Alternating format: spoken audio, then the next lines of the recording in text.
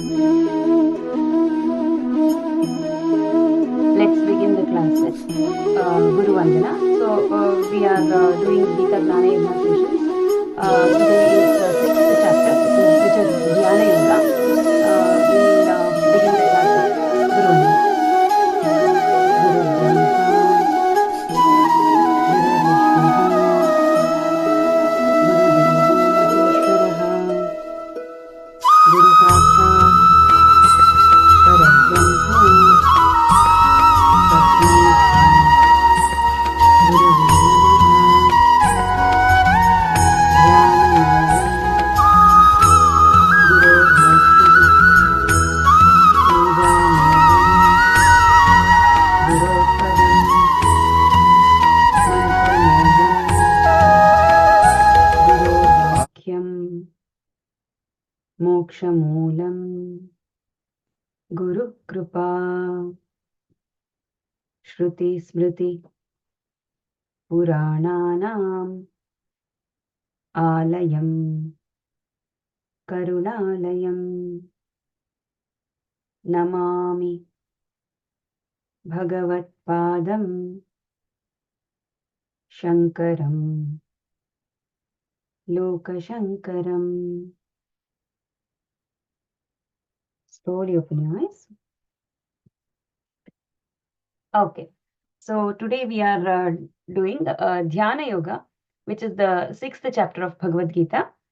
So we have learned until 5th chapter. So we learned the quickly. I'll just quickly summarize first five in first 5 minutes what happened in first 5 chapters. Arjuna is depressed, so Krishna tries to tell it's okay, but Arjuna then says, "I Shishyasteham Shadimam Prapannam," that I become your Shishya. Please tell me. Then when Arjuna says, "I surrender myself to you. You are my guru. Now teach me." Then Krishna takes up the role of the guru, and then teaches him direct Atmagnana. As soon as Arjuna says that, when I say direct Atmagnana, Krishna directly says, "You are not the body, Arjuna. You are not the mind. You are not the intellect. You are supreme consciousness." And in the same way, Drona, Bhishma, and others, everyone is also Kripa, and others are also. They cannot die. There is no death and all that, which Krishna goes on to explain in the 2nd chapter, which is Sankhya Yoga. But then, because Krishna gives the direct Atmagnana, which is the depth core of the Atmagnana, the knowledge, Arjuna is suddenly not able to grasp everything. So he has many doubts which comes up. So he asks, what is Karma Yoga? And Krishna goes on to explain what is Karma Yoga. So basically, what we understand by Karma Yoga is every action can be converted into Karma Yoga. Every simplest action can become a Karma Yoga if we consciously do it with the as an offering to God. Instead of telling I want to do it, it is for myself, it is for my growth.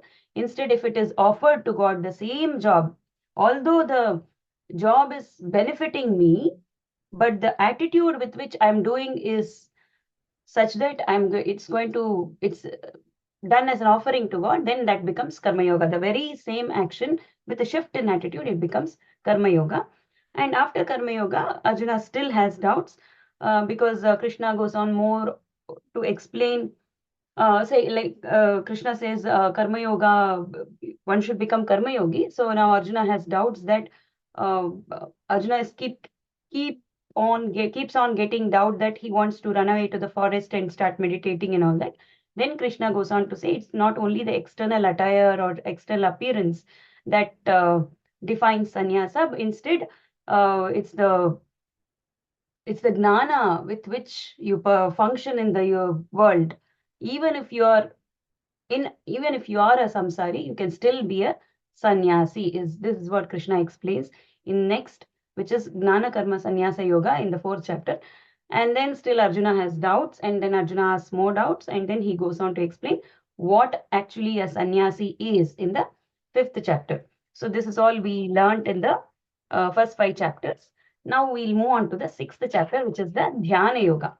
Now, we understood what is meant by sannyasi, that the external appearance is not going to define what a sannyasi is. Instead, what internally one is practicing internally is what defines the real sannyasa. This is what Krishna says in Bhagavad Gita.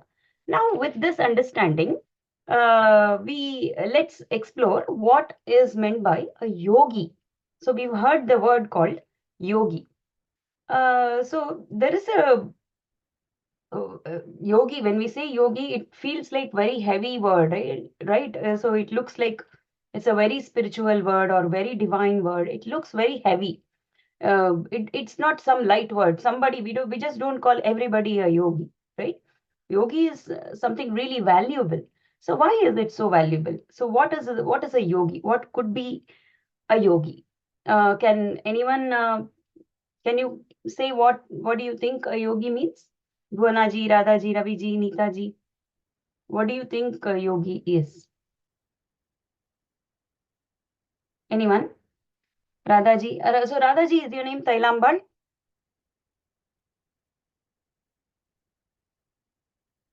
Radha ji.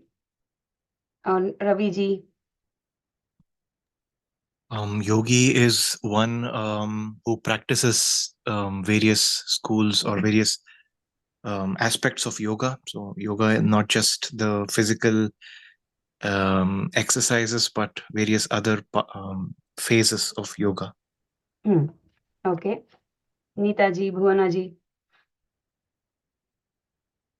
Who practices like who is into spirituality. Mm-hmm. Bhuwana ji. Okay. So, uh, so what happens? So now Krishna earlier told us that do karma yoga. He told Arjuna. Say Arjuna is into samsara. He has a family. He is a king. He needs to rule the kingdom. Like see now we all. Okay, we can just take we all our situation. Now we are learning Bhagavad Gita. Now Krishna says, go and do Karma Yoga. Okay, let me do Karma Yoga. Okay, then, okay, today I've come to the session. Now I'm in the session. I'm talking about all the divine words, uh, what's this? Bhakti Yoga, all yoga, Bhagavad Gita, and all that. And I become very enthusiastic. Okay, yes, I'm going to do Karma Yoga today. Okay, I'll be very conscious that all my actions, I surrender it to God. I do it as an offering to God. So I go out of the class, I start cooking, I eat, I wash, I sweep, or I do whatever. I'm really sure that yes, I'm doing as an offering to God. But what happens after half a day or one day? It still drops off, right? Although there is gnana, although conceptually, although intellectually, I know that I'm not the body, I'm not the mind, I'm not the intellect. Intellectually, I know that the concepts, I know that because I've been attending the sessions. But when it comes to practice, when I want to put it into practice, it drops off. It stays for some time. Not that it doesn't stay at all. It stays for some time, a few hours maybe, or maybe for some people who are really conscious, they it stays for a couple of days or more, and or you keep reminding yourself in between, oh yes, I should do karma yoga, but it drops off after some time, it dies out. So why is this happening? Because there is something that is missing, that is called dhyana. So what is this? We should create a discipline within oneself. I should be ready to create a discipline within myself that, yes, I will do dhyana. I will do it sincerely. I will do it regularly. Okay. I'll do, I should be, consistently doing it. So bringing that discipline into my life, in my everyday life, is making it, um, uh, putting it into practice basically, right? A yogi is someone. So now, for example, we are all getting gnana. Gnana is very good. Yes, I'm getting gnana. But when I go and apply it practically, I try to do karma yoga, but it dies out because I'm not able to bring in the discipline full time. Okay. But a yogi is someone who has practiced bringing this discipline of doing karma yoga carefully, sincerely, consciously, every day, every moment, in every job. Okay, he's brought in this discipline. And how did he bring in, he or she? Okay, how did he or she bring this kind of discipline into his or her life? They have practiced for many, many years. It only comes by practice.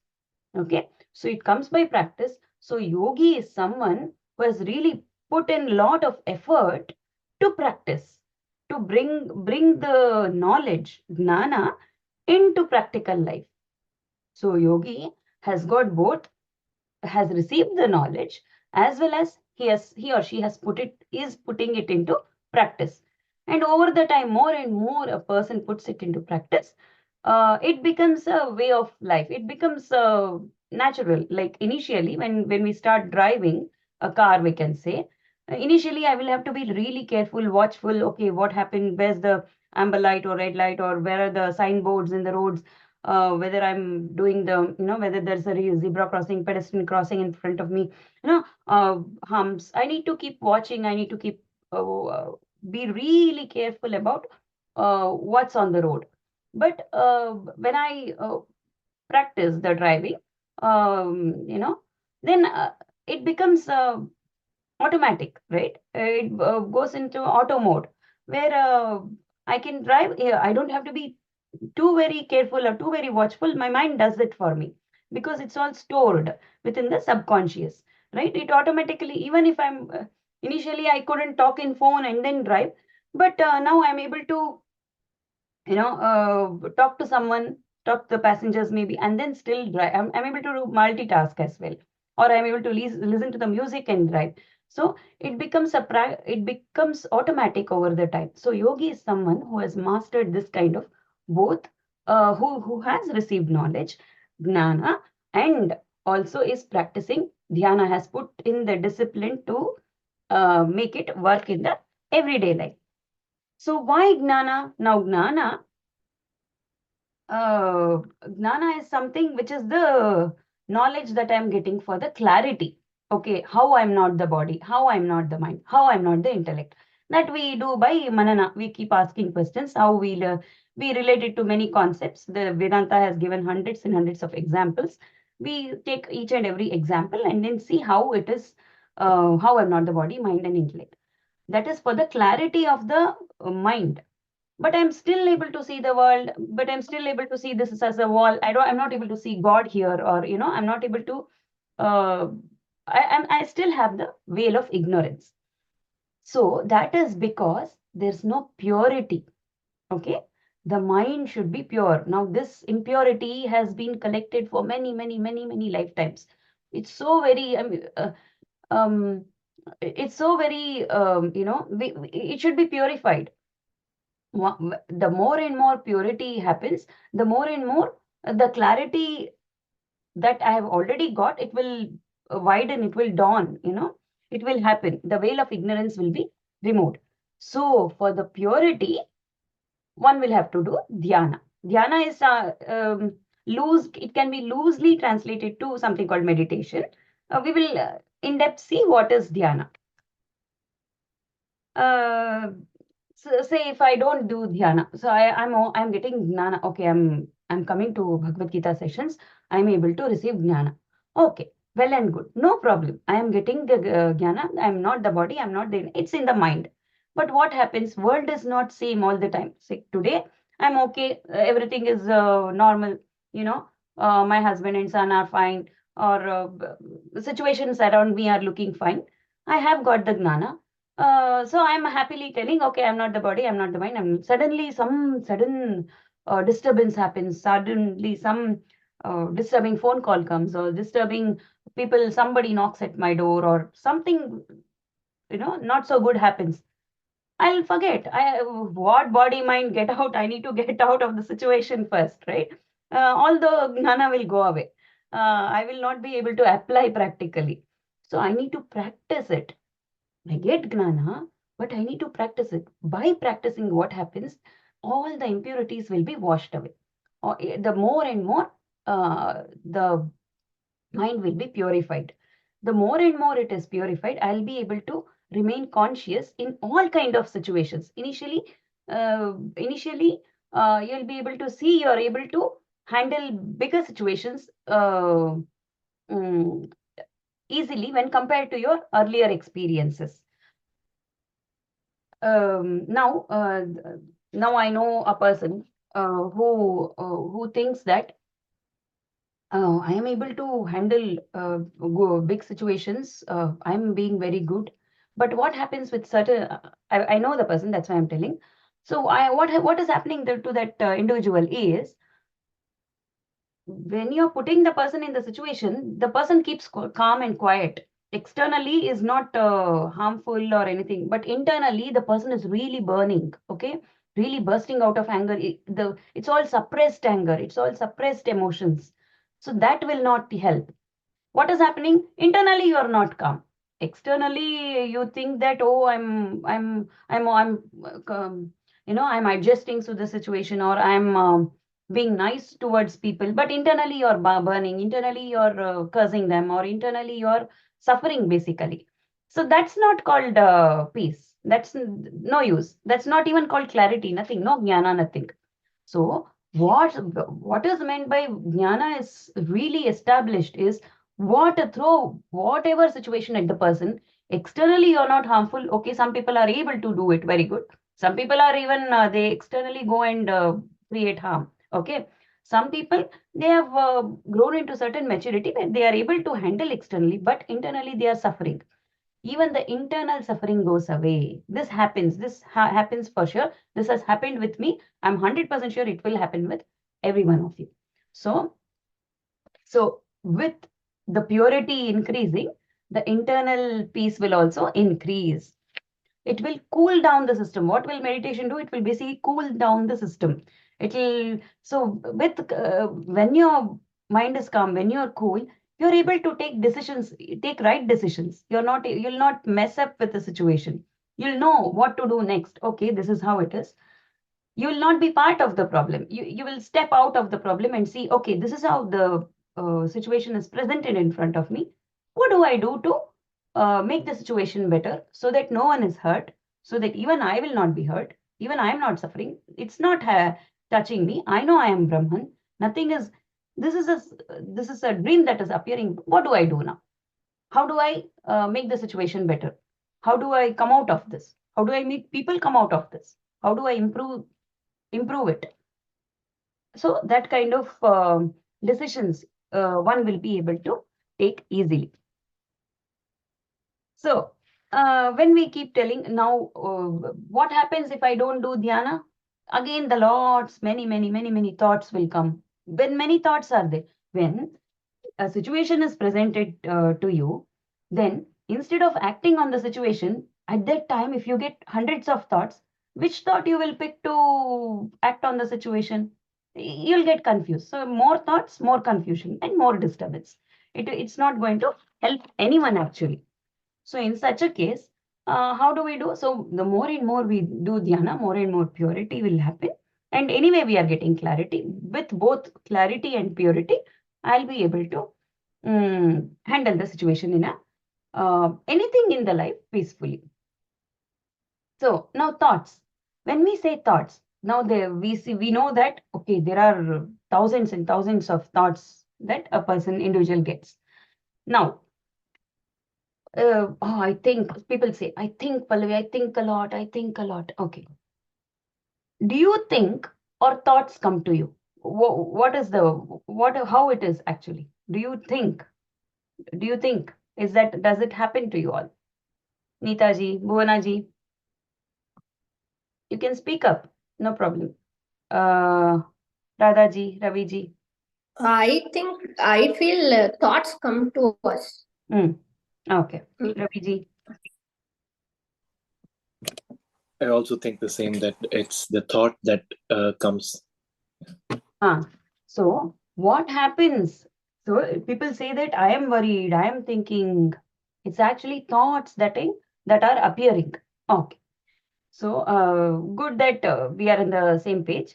So now, what happens when so many thoughts are bombarded? I only become the victim of overthink. I only become the victim. The thoughts start controlling me. That's I am, my actions are depending on the thoughts. Okay. And so what happens when these thoughts, it's not easy. Okay. What people think is, oh, it's all in the mind. It is all software, right? It's not something that you can touch. Thoughts are something that you cannot touch, right? So people think that it's all just in my mind. Anyway, it is monkey mind. Tomorrow it will change. It can change. But what happens, I'll tell you. When the thought comes, chemicals are released. It's so much, say, for example, um, let's take a good example. Okay, let's not go for everything into a bad example only. Say if my parents were, say somebody were supposed to receive their parents. Now, say a person is in the UK, they are supposed to receive their parents who are visiting them from India. Okay. What would the person feel? The person will be happy. The person will be preparing all the things, keeping things ready so that everything is, they can be received and all that. The person is going through all happy emotions. Okay, when the happy, that has not happened. The situation, the parents have still not arrived yet. Only the visa, only they have received the visa. They're in the plan of booking the tickets and all that. Okay, they're still not, then they're not even in the flight. Okay, but the person is already happy, already planning, and I'll go for, I'll take them here. It's all so much happy emotions, and because of these happy emotions, so much of hormones, all these, so many chemical reactions happen within the mind. The mind triggers so many chemical reactions within the body, and because of all these release of all these chemicals, the body goes through a certain amount of high energy and all that. In the contrary, okay, if the person is having disturbing thoughts, the same thing happens. Although the situation has not happened physically in front of the eyes, the person is already simulating the situation in the mind. It could be soft, but actually mind is creating all the unnecessary hormones, all the unnecessary chemical reactions. And because of this, the body has to go through all the troubles. And people suddenly get heart attack or blood pressure, or, they go through all kinds of health issues, right? It's all because, only because of the thoughts. That is all is happening. The situation has not happened at all. Even before the situation, whether the situation will happen tomorrow, that also is not guaranteed. Tomorrow something else can happen, something wonderful can happen. Even before the things can happen, the person is already going through the disease. Okay, so thoughts are basically 99% of the thoughts are imagination.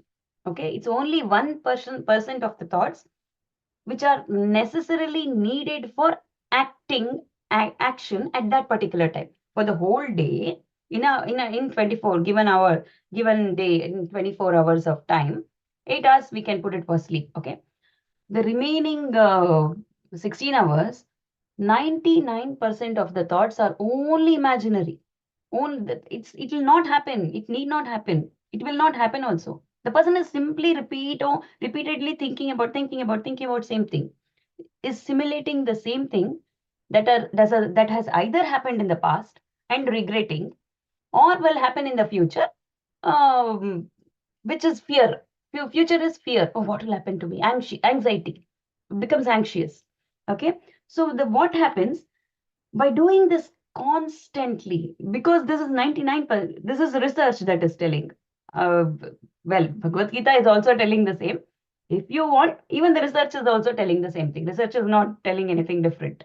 So what has happened by by simulating this repeatedly, hundreds and hundreds of time in a day, what we have done to our system. When I say system, this includes the mind. It starts with the thoughts. It starts with the mind, and it follows by the body and the disease and things. It has put the system into an autopilot mode. Okay, I'll automatically put it into this thing. All the past will come, regret and repenting will come, Again, a future will come, fear and anxiety. Regret, fear and anxiety. Regret, fear, past, future, past, future, past, future. So this has become a habit over the time. What this has become a so very, it's so quick that you are not even able to make it out. Okay, you think that it is all in the mind, it is all soft, nothing is happening to me. No, it is disturbing a lot, and it is affecting the body as well. 100%. Okay, 90% of the diseases in the world is only because of the thoughts, only because of the mind. It's all psychosomatic diseases.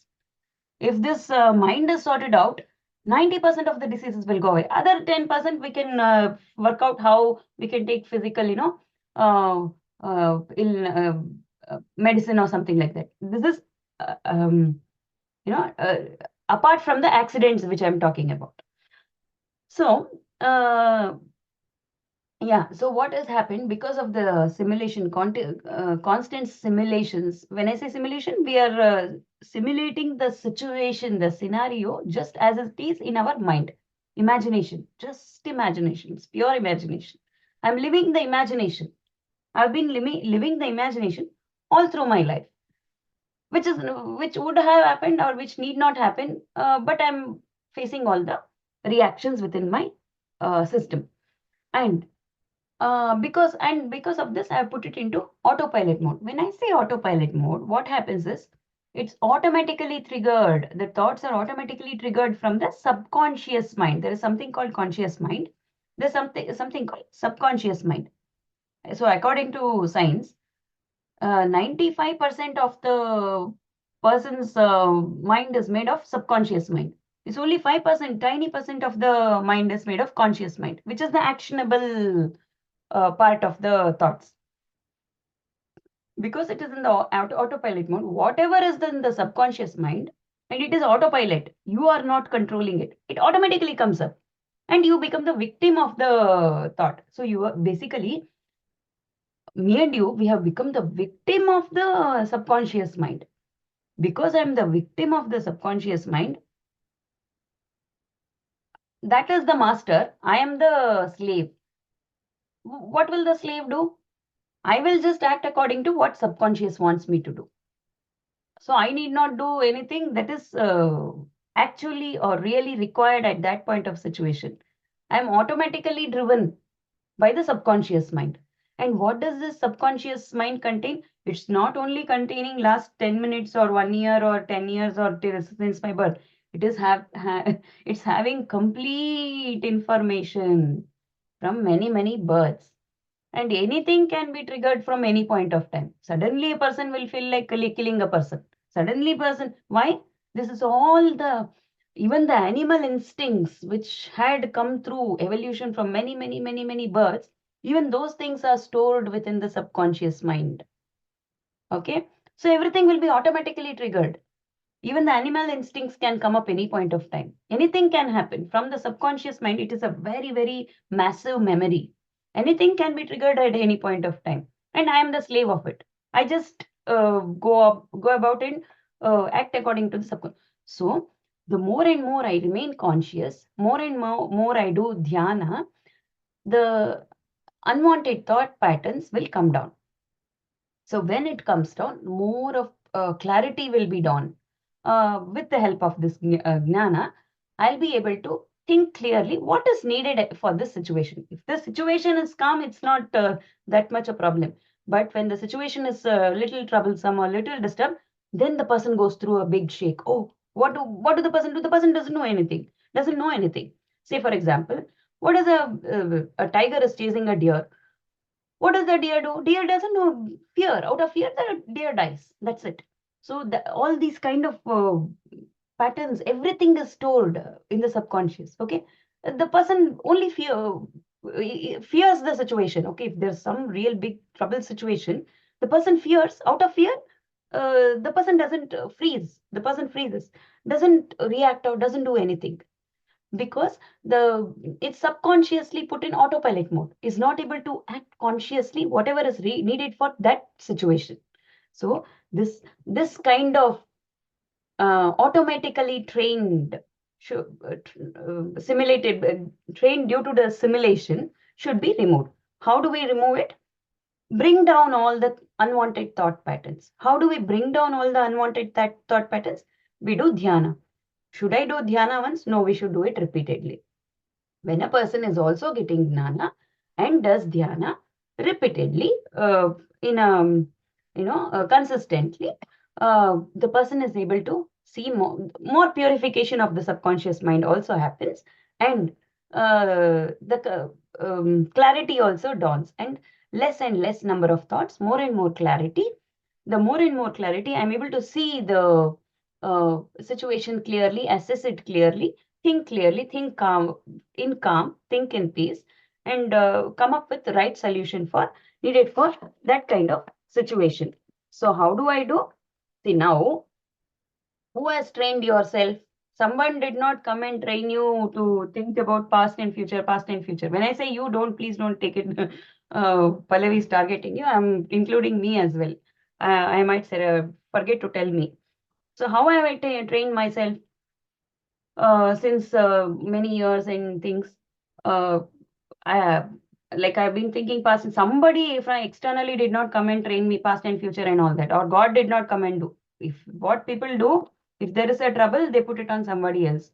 If nobody, they put it on God. Oh, God is troubling me. So, so it's not putting blame on someone. I have uh, trained myself this way. I have trained myself to live in the past or in the future. I have not trained this mind to live in the present moment. Okay, this is the uh, case with 99% of the population. It's not you or me or just you or me. Oh, not everybody. Everybody is not attending the session. Maybe they are all in heaven. Nothing like that. At least some people have realized that they are in trouble. They are suffering. What we have done is wrong. Not everybody is able to realize that. Not everybody is able to understand that the happy situation which you or I are facing is only temporary. Once a person is put out of the temporary happy situation, a sad situation comes, then they realize, oh, I need to go and take God's name, learn Bhagavad Gita, and that kind of. Some people we realize that's it. Okay. Anyways, so now I realize that I have trained myself to be in the past or future all the time. Okay, I have trained myself. So somebody did not train me. That didn't happen because I have trained myself. Not to worry. Again, I myself can train myself to come out of it as well. I am. I can train myself as well to come out of it. Good thing, right? Now I have trained myself wrongly. Now I will train myself correctly. Nothing wrong. I mean, good. I'm safe. So that is something happy to be happy about. So how did I train myself? Now I should know where I was wrong. First, I should know that, see, if a person thinks I am not in trouble, such a person cannot be brought out of trouble. You are in a troubled mode, but you don't know that you are in trouble. How can we bring that person out? It's not possible. So at least now I realize that I am in trouble. What kind of trouble? That's important. What kind of trouble? The simulated thinking of past and simulated thinking of future. And this repeated, again repeat, past, future, repeat. Now I know the method also how I trained myself. That is, I have simulated past and future millions of times. And because of which I am in this situation. Now I know how it was wrongly trained. Now it is easy because I know the method how it was wrongly trained. I can rewire it. I can go now and remove it in the same way. I will just do the same thing, same simulation, but with good thoughts. Okay, how do I do this? So first thing that I understand is with Gnana that I'm receiving from Bhagavad Gita or the Krishna is thought itself is an appearance. This is very important. Okay. Thought is something not real. Thought is an appearance. There is nothing, everything is an appearance. The whole world, even this wall, okay, even this image, everything is an appearance. In the same way, thought is an appearance. In the thought, all this is seen. Within this thought, all this world appears. Each thought, okay.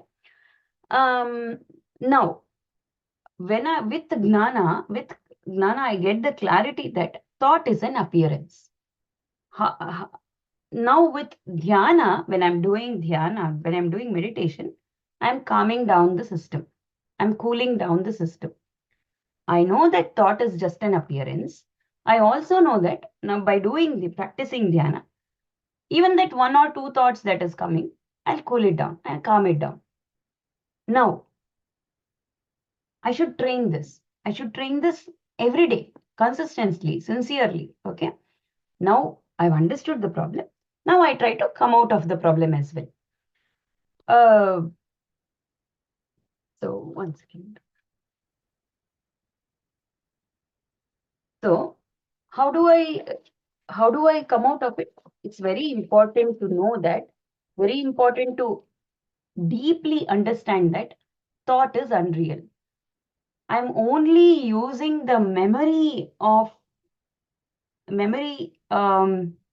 of the mind that's called chitta. Chitta, the word given for memory part of the mind. So the mind, when we say in English, it has four parts, which we say in the spiritual context, which is manas, buddhi, chitta, ahankara. So chitta is the part which has the memory part of it. So the thought is coming from this memory. Now I have the memory of somebody called Bhuvana, somebody called Radha, somebody called Neeta, somebody called Ravi. Because of this memory, that thought comes up. That comes up as a thought. If there was no memory, that thought would not come up. So I understand that that is unreal. And any place, anything about anything the memory is about, either the person or the place or the event, first it comes up as, say, Bhuvana, and then Radha, and then computer, and then the time, and then the place. Now the mind will stitch a story. Oh, I am taking the class now, like this. Okay. In the same way, it goes to the past. It goes to the past, it takes up memory, and it stitches a story. And it's not only stitching it's not the problem if it stitches a story. The problem is, problem with the mind is it's even worse. If it only stitches a story, if the problem is this much, okay, now the mind will become, make it 100 times bigger. How? I will also start thinking what Bhuwana ji is thinking. My mind will also start thinking what Radha ji is thinking and what Neeta ji is thinking, what Ravi ji is thinking. Now this little problem, little story that my mind has created from the four thoughts, Bhuvana, Radha, Neeta, Ravi, computer, and this room, and one time. Okay, time concept. Yeah.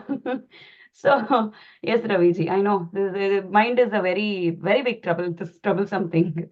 So, it also starts thinking what you people are thinking about me. And that becomes 100, 400 times bigger. The story becomes 400 times bigger. And not only that, now it comes up with a solution as well. Okay, if Bhuvanaji says this, I will respond to this. This is only a simple session that we are having. Okay, we are not um, having any debate or argument, anything like that, right? But in real life situation, I'm talking about when you're interacting with your colleagues or even your family people, or so you're going through some argument, or if you're talking to your mother-in-law, daughter-in-law, whoever, okay, any place where it's going to be heated up, there's going to be a heated up argument. It will not only project the situation, the number of thoughts, it will first mind will stitch up a story. That's the um, quality of the mind. It's the, what do they say? It's the ability of the mind to stitch story. The thoughts are only individual thoughts. Thoughts are not stitched to each other. It's only individual thoughts. Mind goes and stitches it up into a story. And it doesn't only stitch story, it also stitches what other person is thinking. And that will add up to this story. And not only that, it has become this much big. Now it will also try to frame responses. What I will respond if this person talks to me like this. This person could be thinking bad about me. Now I will think, now I will give in return. So it becomes big and big and big. It becomes so very complicated that the person cannot come out of it. Now you're in center of the cloud. You're not knowing how to come out of the cloud of thoughts. Okay, so and all because you're thinking so much about all this, so much of anxiety, so much of angry or anger or anything could be happening, and all this will trigger the chemical reactions within the body, and you will act accordingly. How you will act, and it depends on the subconscious patterns. How all the animalistic behavior will come out. Some people do know unexpected, suddenly go and hit, suddenly go and do something, because all the animalistic behavior will come out from the subconscious patterns. This is all because I have simulated, I have put my whole mind into an autopilot mode. I have become the slave of the entire subconscious memory. Now that I know the wrong that I have done in the past, now I should come out of it. How do I do? How do I do it? By dhyana. With dhyana, more and more purity. All the thoughts will slowly come down. This is what will happen in dhyana. And more and more I do. See, for some people, they sit in dhyana for 1 minute and they are done. Okay, it depends on our past karma as well. Some people, they have done a lot of purification in their previous lifetimes. If a person has done a lot of purification in the lifetimes, we sit for dhyana in 1 or 2 days, they are done. Okay, the veil of ignorance is removed. The veil of ignorance is here. Okay, physically, if I want to say, I'm not supposed to say this, but physically, if you want to, because we are all we can all only understand if we have some experiences, or if we have something to see and something to feel, touch. Only then I'll be able to grasp it, right? Otherwise, I'm not able to. Where is veil of ignorance? I will start searching. No, that is not right. So just so you understand, the veil of ignorance is here.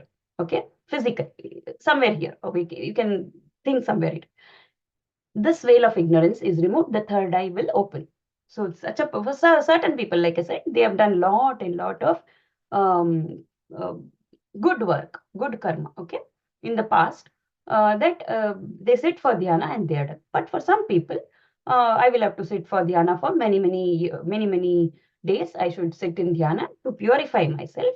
The more and more I purify, the more and more unwanted thoughts will stop appearing, and whatever thoughts is necessary will come down. Sorry, whatever thoughts is necessary will remain.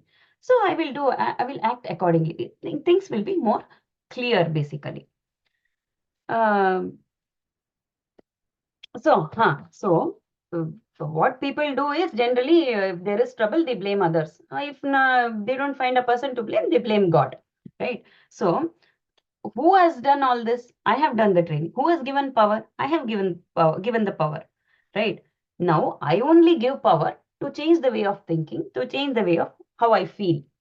The whole point of spirituality is what? To find peace. Who is giving power? I am only giving power. I am only giving power to the thoughts. Stop giving the power. Don't give power, it will die off. That's all. That's all you need to do. Stop giving power to the past and the future. Should you not plan for your retirement, please go and plan. Don't stop planning for your retirement or retirement funds or buy house. Go and do it. I'm not telling don't secure your future and all that. Just don't rely on the future. Don't put your mind into simulative mode. That's what I mean to say. So basically, um, huh. So what Krishna is telling here is life should be in balance. It should not be, oh, I'm not doing anything. I will not do anything then. I will always be in dhyana. Then that is, you are going to tamasika mode. Basically, you are going to do nothing mode. Somebody says, oh, I am a sannyasi, I will do nothing. Then you are going to tamasika mode. You are doing nothing. Even for sannyasi, some sannyasi, Buddha had many sannyasis, okay? All they were all called bhikshus. They were supposed to beg for food. Okay, they had lots of rules. They had their own community and all that. So once this one of the bhikshu came and told, "Now I am a sannyasi. Yeah, what can I give to the world? I can't give anything. Okay, no problem. You can't give anything to the world. Go and give gnana. Go give gnana to the world. I am giving you, in the sense, Buddha is able to give gnana to the bhikshus, right? Now you go and give gnana to the world. That's what you can give. As a sannyasi, what you can give? Go and give gnana. As a samsari, if you're in the world, acting in the world, then you go and act in the world. So it's always like everybody are indebted to the universe. Okay, it's nobody. There is nobody who is not who nobody is living in an island, isolated island. Everybody is in the universe.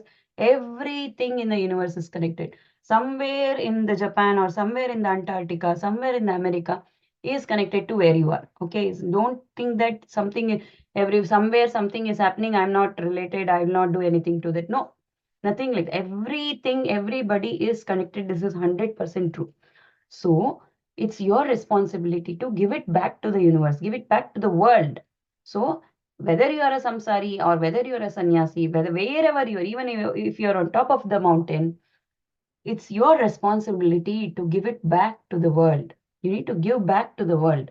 The more and more you give back to the world, the more and more purity will happen within yourself. See, you don't have to be completely, don't say that, oh, I'm a selfless person, I will give everything, I will do charity, I will give entire thing to the world. No, nothing. You don't have to be like that. Be selfish. Have a balanced way of life. When I say be selfish, it's not that I want everything, nothing like that. Be selfish in getting Atmagnana. I'm getting Atmagnana. With the Atmagnana, I'll get moksha. Okay, this is the selfishness. And Jagat Hitayacha. This is the selflessness. I give it back to the world as well. The world is taking care of me. Now I give back to the world as well. This is the principle of now the we famously, it's all comes in the advert and everywhere, and people go for this something called law of attraction kind of classes and all that, right? Have you heard about that? There's something called law of attraction where people become, by using that law, they become millionaires. How do you think billionaires and millionaires, all these people are billionaires? How do you think they're all billionaires? Because they are giving. Any billionaire you see, they will have a charity organization. Any billionaire. Without giving, you cannot make money. It's not possible to get without giving. It's impossible. Any billionaire, it's not about whether the person is good, bad, nothing like that. Okay. The person always does lot of charity. The more you give, you will grow. You should always give. Then you will grow. That is the secret. Nobody says this. The more you give, you will grow. That is how the universal principle works. So the more you give, the more impurity will go away, the more purification will happen, and your personal growth will also be there. It will be seen, it will be visible. So now Arjuna says, oh, Krishna, how do I okay oh Krishna, how do I meditate? Mind is such an uncontrollable thing. It cannot be controlled. It's like a wind. Where can we control wind? Wind is so fast, wide, and it just swishes away, right? So Arjuna says, mind is so uncontrollable. How do I meditate? Now Krishna goes on to say, okay, so now Krishna gives a proper method for Arjuna to meditate. Because Arjuna is having so many doubts and queries, he wants to know how to meditate. We'll learn. So Krishna says, okay, so now for beginners like us, initially, um, I can't sit in between the marketplace and start meditating. Okay, that's possible. Is that possible? Yes, 100% possible. 100% possible. A person can sit in the midst of the marketplace and still meditate. No, with eyes open. Yes, it is possible. 100% possible. But for beginners like us, what we can do, I can't suddenly go to a noisy place and start learning meditation. That's not possible. Okay. I'll try to create an environment which is conducive for meditation for a beginner like me. How do I do? Initially, I select a place which is calm enough, which doesn't really have external stimulations where my senses go outside. I'll not start if I'm a foodie, I'll not keep all nice foods in front of me where my mind will keep thinking of food. Or if I'm a more video game player, then I'll not keep video games in my room. Like that, basically. I'll not get, my senses should not go outwardly. I try to keep those things away. Or I sit in a place where my mind and the senses, eyes, ears, all these don't go outwardly. Okay, and the place should be sanctified. It's a clean. Because I'm a beginner, like I said, this can be done in a noisy, dirty, any kind of place. Okay, it doesn't matter. But as a beginner, first I should bring myself to be able to meditate. So first I uh, keep the place neat, some kind of quiet place, and I create a discipline. How do I create? I create an asana. I sit. In early days, people used to use the deer skin or, like that. Now I can sit in a wood or something like that, or a mat, and then I sit straight. Krishna says, sit straight. Why do I sit straight? So that all the chakras are aligned. So the Shakti, here is Shiva. So the Shakti is the Kundalini Shakti, which is in the back of the spine. Okay, it is in the bottommost chakra, which is the Mooladhara chakra. So Shakti is over there. So Shakti should meet Shiva over here. Shiva is here. So so the more and more I go on dhyana, the Shakti keeps coming here. Shakti Kundalini rises, it comes here, goes back, comes here, goes back. It's very quick, okay, very, very quick. It comes here, immediately goes back, comes here, goes back. The more and more I practice, then what happens? The coming here and staying here will expand. It'll increase. That means number of thoughts will reduce. So, and Krishna also says there should be one-pointed focus. What do I focus on? So that is why people have some murti to focus or some image to focus. So I can focus on my guru. So it is told as Dhyana Moolam Guror Murtihi, Puja Mulor Guror Padam. So Dhyana, when a person is doing Dhyana, the person should think of his or her guru. Guru is higher self. Okay. So guru is always here. Sadguru is here. Okay. Who is Sadguru? Sadguru is not a fashionable name which is being popularized these days. Sadguru is a very, very highly respected word given to one's own higher guru. It's not a name given for one person or anything like that. Say for Bhuvanaji, her Sadguru is her Sadguru. Okay. Radhaji's Sadguru will be her Sadguru. They need not be same as mine. My Sadguru could be different. Okay. In the worldly context. But everybody in the context of Brahman is the Sadguru, and it's only one. Everybody is finally Brahman is only one. But in the worldly context, in the Dvaita, the world is Dvaita. Like I'm able to see your name and form. You are able to see my name and in the worldly context. You will connect to your Sadguru. Okay. This is only in the worldly context. You should not get confused. And so Krishna says one should have one-pointed focus. So one-pointed focus on what? Dhyana Moolam Guror Murtihi. Guru's image should be, we should be mindful and keep our concentration on Guror Murtihi. Either image or whatever you could be having about on your Guru. So, and what happens, that thought will be predominant. Why I should concentrate on one particular image? Because that image is already purified image. Guru's image is already purified. Okay. It's a purest form of ego in the sense. Usually when I say Guru is an enlightened person. Enlightened person uh, is not a person, is God himself or God herself acting in the world. So such a person is very purified. Because the person is purified, the more and more I concentrate on it, that becomes the predominant thought. All the unwanted thoughts, it will become thoughtless, powerless. Sorry. So all the unwanted thoughts will become powerless in front of a strong thought. So because of that, one should have one pointed focus on one thought.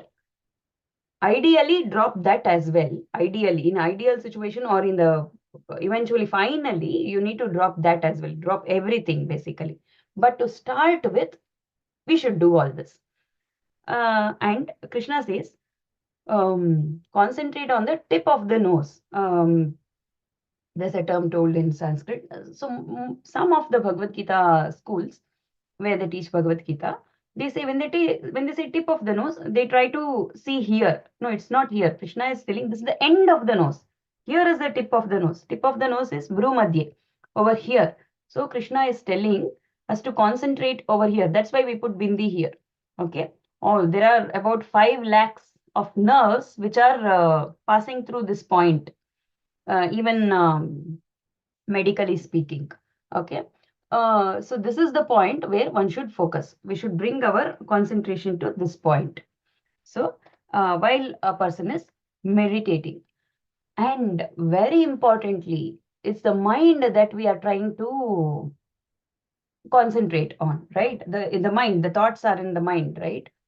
So what is powering the mind basically? What is powering the mind? Who is giving power to the mind? The prana is giving power to the mind. Okay, what is giving power to the mind? If there was no oxygen, if there was no prana, prana is not oxygen, just oxygen, it's much more. But I'm just telling, if there was no prana, the mind could not be powered, right? So we do the breath control as well. So Krishna is telling Arjuna to do all these kind of things to basically an ideal place, where a quiet place, and follow this discipline, Arjuna. By doing this, one will be able to do.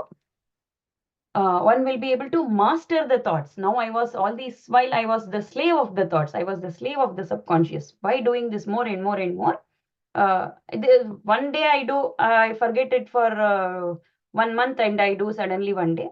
It will again die off. No, it will not help. Okay, everything comes by practice. Practice is mother of all habits. Okay, so we need to practice. Only by practicing, one will have, with this discipline only, one will be able to bring dhyana into one's life, and you will be able to apply practically whenever we interact with the world as well. That will come into practical life as well. And very important thing which people miss. Okay, we have heard, there are different kinds of meditation. Okay, we see in the world, there are hundreds and hundreds of courses. If we see in Google, even in the advertisements in WhatsApp, where we keep getting, there are hundreds and hundreds of meditation courses. Okay, everything is paid and all that, right? So what do these people do? Many people, what they do it to somebody is having stressful life in office. Okay, I go and do some meditation every morning. I will not, for that, for half a day or one day, my mind will remain calm because I've done meditation. It's like an exercise for them. Okay, so they will remain calm in the office, and then the stress is removed for a little while, and again next day they will have to do. If they don't do, then again the stress will come back. So this is like an exercise. Okay, routine that they have created in their life. It's like drinking coffee every day, or drinking something every day. It's the routine that they have created in their life. Okay, some people call that as meditation. Some people, all this doesn't have gnana. None of these kind of meditations have gnana. Without gnana, it's not called dhyana at all. Okay, it's mere English word meditation, some exercise basically, a mind exercise, we can say. Okay, mental exercise. And some people, okay, there is something called samadhi. Okay, we'll in this class, later on, we'll explain what is samadhi. Okay, we can say it now itself. So what is, have you heard of the word called samadhi? Any of you speak up, please. What is samadhi? Bhuvana ji, Neeta ji, Ravi ji, Radha ji. I- I mean, we have heard samadhi, like when sannyasi or somebody passes away, they build. Yeah. Mm. They attain samadhi, so that's what they call. Okay. Huh. Anyone else? A state, a state of mind, or where you're completely out of touch with the physical world. Mm. Okay. All right. So, what is samadhi? Samadhi is a very detailed concept. Simply, my Guruji gives very easy definition for samadhi. What he says is, now see, now we know. Now what I'm doing, I'm awake. I'm in my waking state. Okay, I'm in my waking state. The mind is in waking state. I'm able to talk. I'm able to think. I'm able to do all this actions and all that. Right? I am in waking state. That's one state. The second state is in the night, when I go to sleep, I go to the bed, I sleep, I close my eyes, I sleep. Immediately mind jumps into dreamy state, dreaming state. I go to dream, I go to Paris. I'm sleeping, the body and all is sleeping here in UK, but mind is in Paris, in front of the Eiffel Tower. So that is dream. Okay. So that's called dreaming state, second state. The third state is deep sleep state. Okay. After the dreaming state comes the deep sleep state. What is deep sleep state? Where there are no thoughts. See, early morning, when you wake up in the morning, have you ever told, I had a good sleep? Do you say that every day? Every day you might not utter it, but you know that you had a good sleep. Okay. Say you could be having severe toothache. Okay. Before sleeping, you could be having severe toothache or some other pain. Okay. Leg pain or knee pain or some pain. Okay. Some little injury could have happened. The wound could be really, really hurting. You could be even crying, that very hurtful before you sleep. Once you fall into sleep, in the morning when you wake up, you would have slept for good 6 to 8 hours. Okay, you would have slept for, let's say, 5 to 6 hours only. Even that 5 to 6 hours, you didn't notice the pain. You were not crying while you were sleeping for those 6 hours. You were not thinking, it's hurting, it's hurting, it's hurting. That was not happening with you. Why? Because your mind slipped into deep sleep state.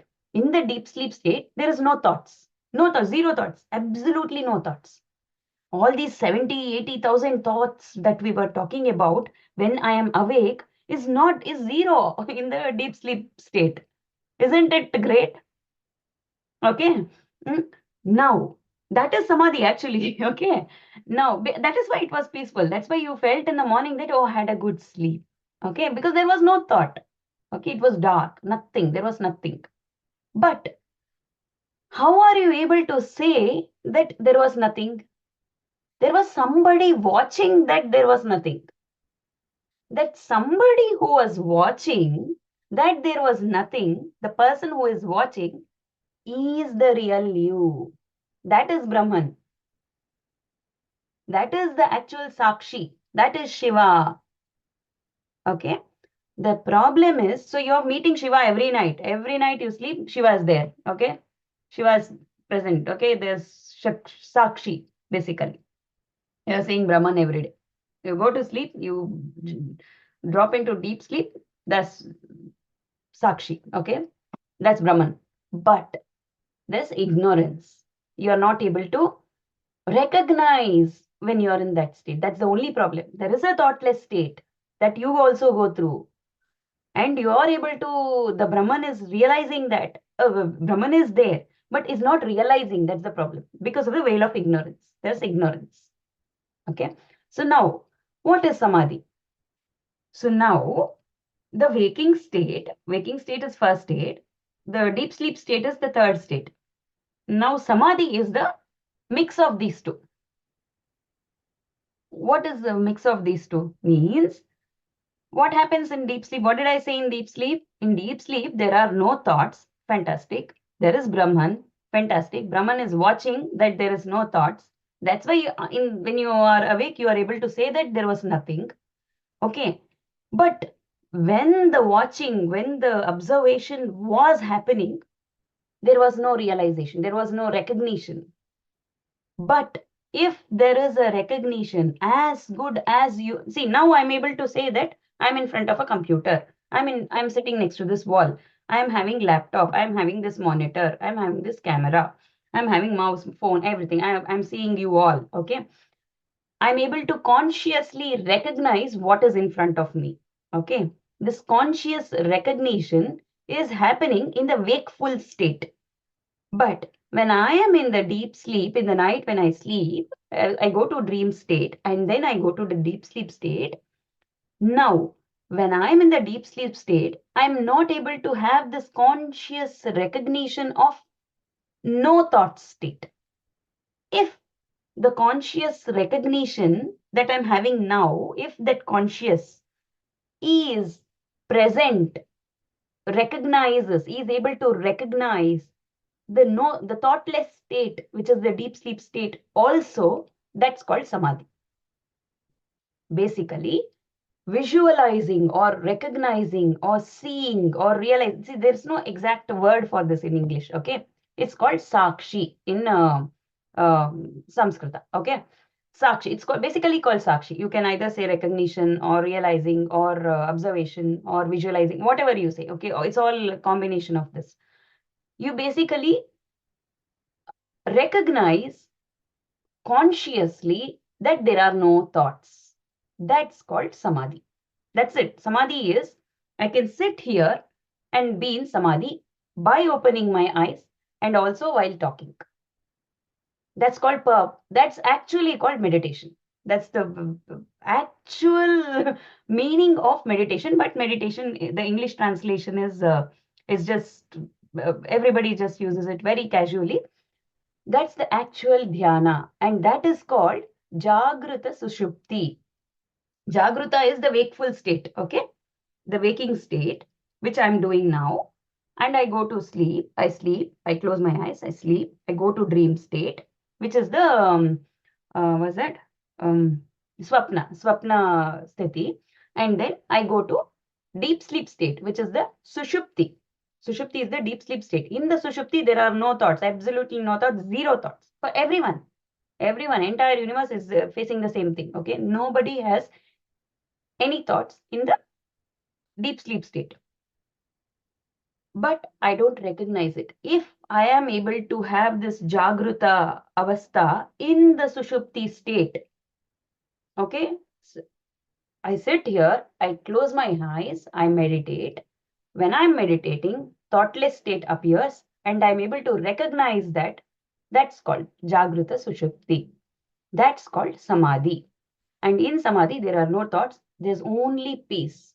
Because there are no thoughts. Because there are no thoughts, there is only peace. And I can do it with eyes open as well. Okay. Such a person can meditate in the noisy place, in a marketplace, in a war field. Anything can. Krishna is peaceful in the war field. Arjuna is disturbed. Everybody is disturbed. Okay. Krishna is able to be in Jagruta Sushupti in the war field. Is able to that's called Sahaja Samadhi. There are different levels of Samadhi. That's called Sahaja Samadhi. Is able to walk, eat, talk, everything, do everything with in the wakeful state. No thoughts. What thoughts is, when I say no thoughts for these people, what thoughts is required? If I lift my hand, only one thought will come. I'll not do anything else. No other thoughts, no disturbance at all whatsoever. Those thoughts have become powerless, has become zero. So, okay, why did I come to this topic? I forgot. 1 second. Oh yeah. Okay. So, we were talking about different types of meditation, right? So, one is meditation, which people do for stress relief. People go and do meditation every day they do, and stress relief happens. But there is no jnana in that. There is something called Jada Samadhi, where these people think that they are going into Samadhi, there are many people, okay, many people who are practicing samadhi. They have heard, they have read some textbooks, and oh, by doing samadhi, I will be peaceful. They know only this much. By doing samadhi, they'll be peaceful. By doing meditation, they'll be peaceful. And there are certain methods written. You sit like this, keep like this, do like this, think like this, and all that. They'll follow all those steps sincerely. They're being very sincere, okay? And they do it every day. They practice it sincerely, discipline with all discipline, and they are able to go to samadhi as well, no doubt. But that is called jada samadhi because there is no jnana. There's no jnana. The guru, they don't have a guru, and because there is no guru, the jnana has not happened. Why jnana has not happened? Because they don't know the fact that I'm not the body, I'm not the mind, I'm not the intellect. That's it. They don't know the fact that I'm not the body, I'm not the mind, I'm not the intellect. But they are doing meditation every day sincerely, and they have practiced for many years, and they are able to go to the thoughtless state. People do it, okay? They're able to go to the thoughtless state. What happens to their other thoughts is it will be suppressed. It will not vanish. It will be suppressed. What happens to these people?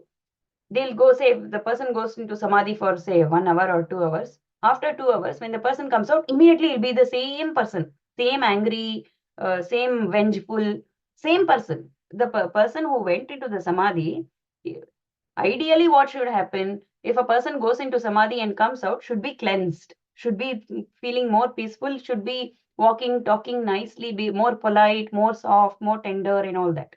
But what happens in Jada Samadhi? The person goes into Samadhi and comes out the same person, same angry person, same vengeful person, same disturbed person will come out. So once what happened, there was this yogi who went into Samadhi, who was the expert in going into Samadhi states. And he was so proud that I'm going to Samadhi states. And he had some disciples as well. He went into Samadhi. Before going into samadhi, he was feeling thirsty. He told his disciple, "Get me some water." And he went into samadhi. He closed his before the day, even the disciple could get some water. He closed his eyes. He went into samadhi. After 2 days, he was sitting near the river. The flood has come and he has gone inside the river. He didn't even realize, and the people had to bring him out. And he's still in samadhi. After they brought out, suddenly he comes out of samadhi. Oh, everybody thought, okay, thankfully their teacher came out of Samadhi. Immediately he's angry. Where's my water? Give me the water. You didn't even get me the water. He's that angry. He's the same person. He went into Samadhi for days. But what's the use? It's the same person who came out. It's no change in person. Because there is no jnana. He's still the same. He knows, he thinks that I am the body, I am the mind, I am the intellect. There's no visualization of or realization of Brahman, seeing God, or nothing like that. Nothing will happen for such people. Okay, so that is one more type of meditation which people do. They practice it for several reasons, all selfish reasons. And there is one more type of meditation called which people do in bhakti.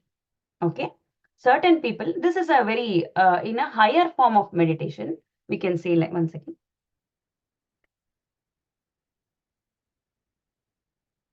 So the third type of meditation which I was talking about is bhakti. In bhakti, people do meditation. This is in a higher form of meditation. But what happens in bhakti is people forget themselves and they taking God's name. Say Chaitanya Mahaprabhu or Mirabai or these kind of people. They used to go into that kind of states where they'll forget the world. They're only able to think about God. Okay. Even this is another level of meditation, we can say. They forget the world. They don't, they forget when I say they forget the world, they forget that I'm the body, I'm the mind, I'm the intellect, which is a higher a form of meditation. But is it all? No, there is one more higher form where you realize that there's nothing, there's only absolute consciousness remaining. Okay. There's completely thoughtless state. That is what is moksha. That is what is mukti. That is what is the aim of all the spiritual sessions. That is what is the aim of Bhagavad Gita itself. So that is what one is trying to achieve. Okay. through that's something called nididhyasa. And that is only and only and only, another 100 times only, possible by gnana. If there is no gnana, it's impossible to achieve mukti.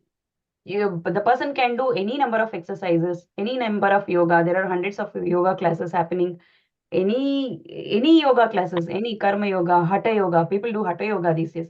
All are exercises only, mere exercise. If there's no gnana, there's no use. There should be gnana. Gnana given along with the whatever exercise the person is teaching. But is exercise needed for mukti? No.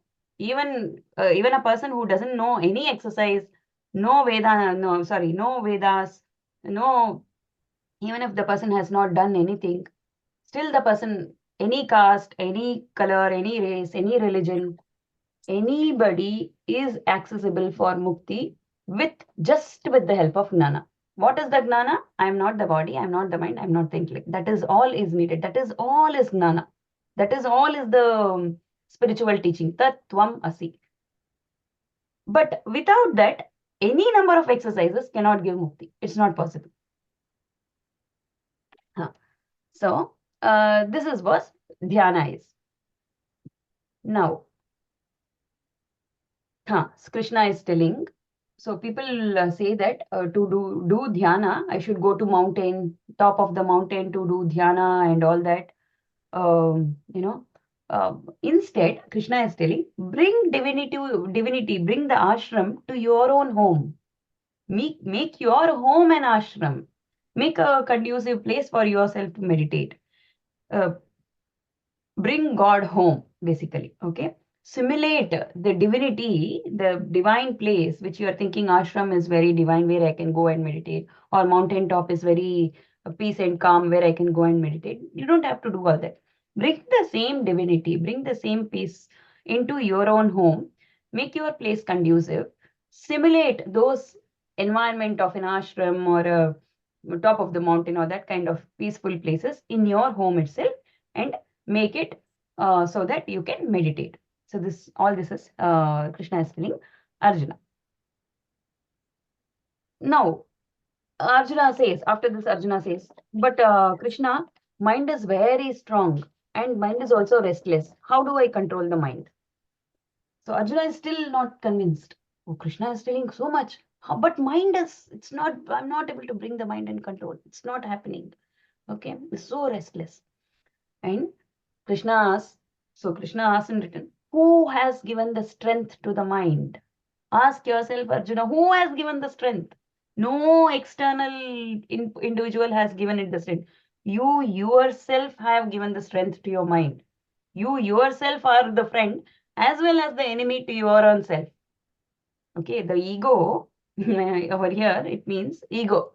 Okay, the ego is both the enemy and the friend.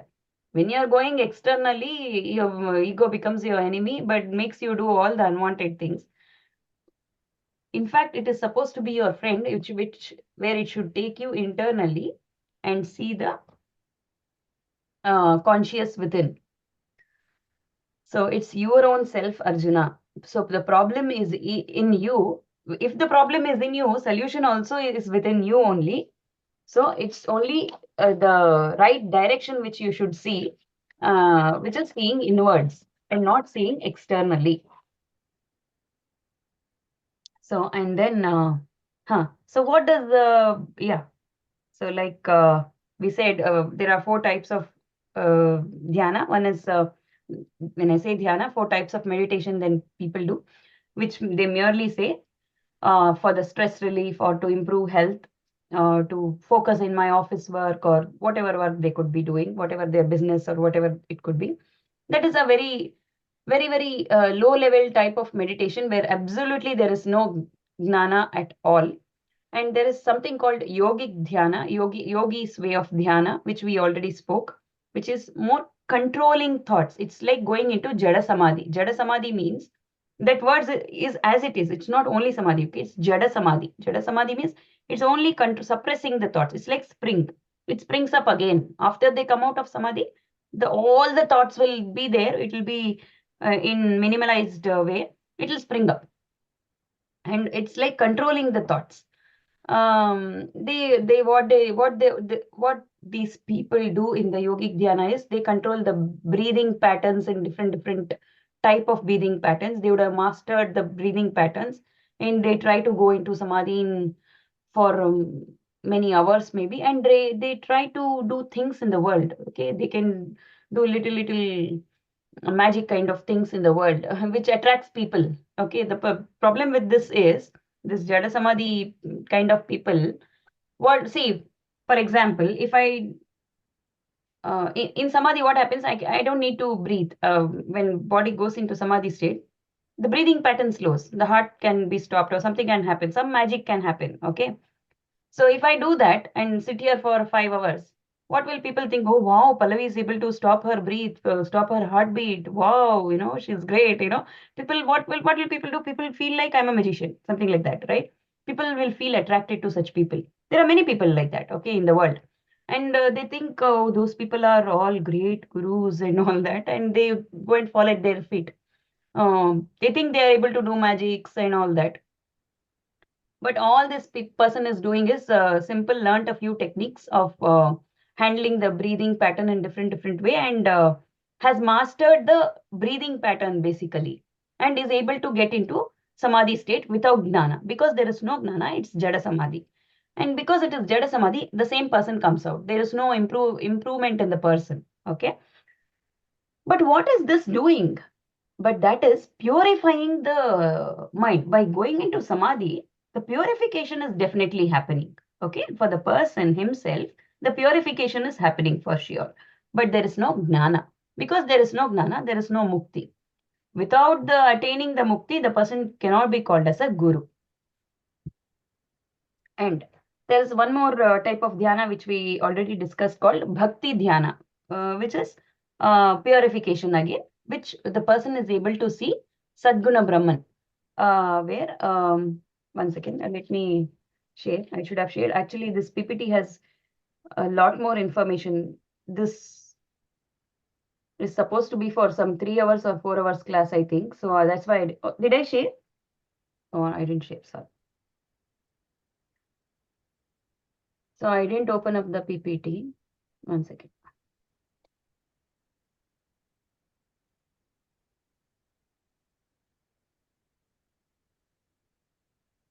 Asa, see, this is the, what is that?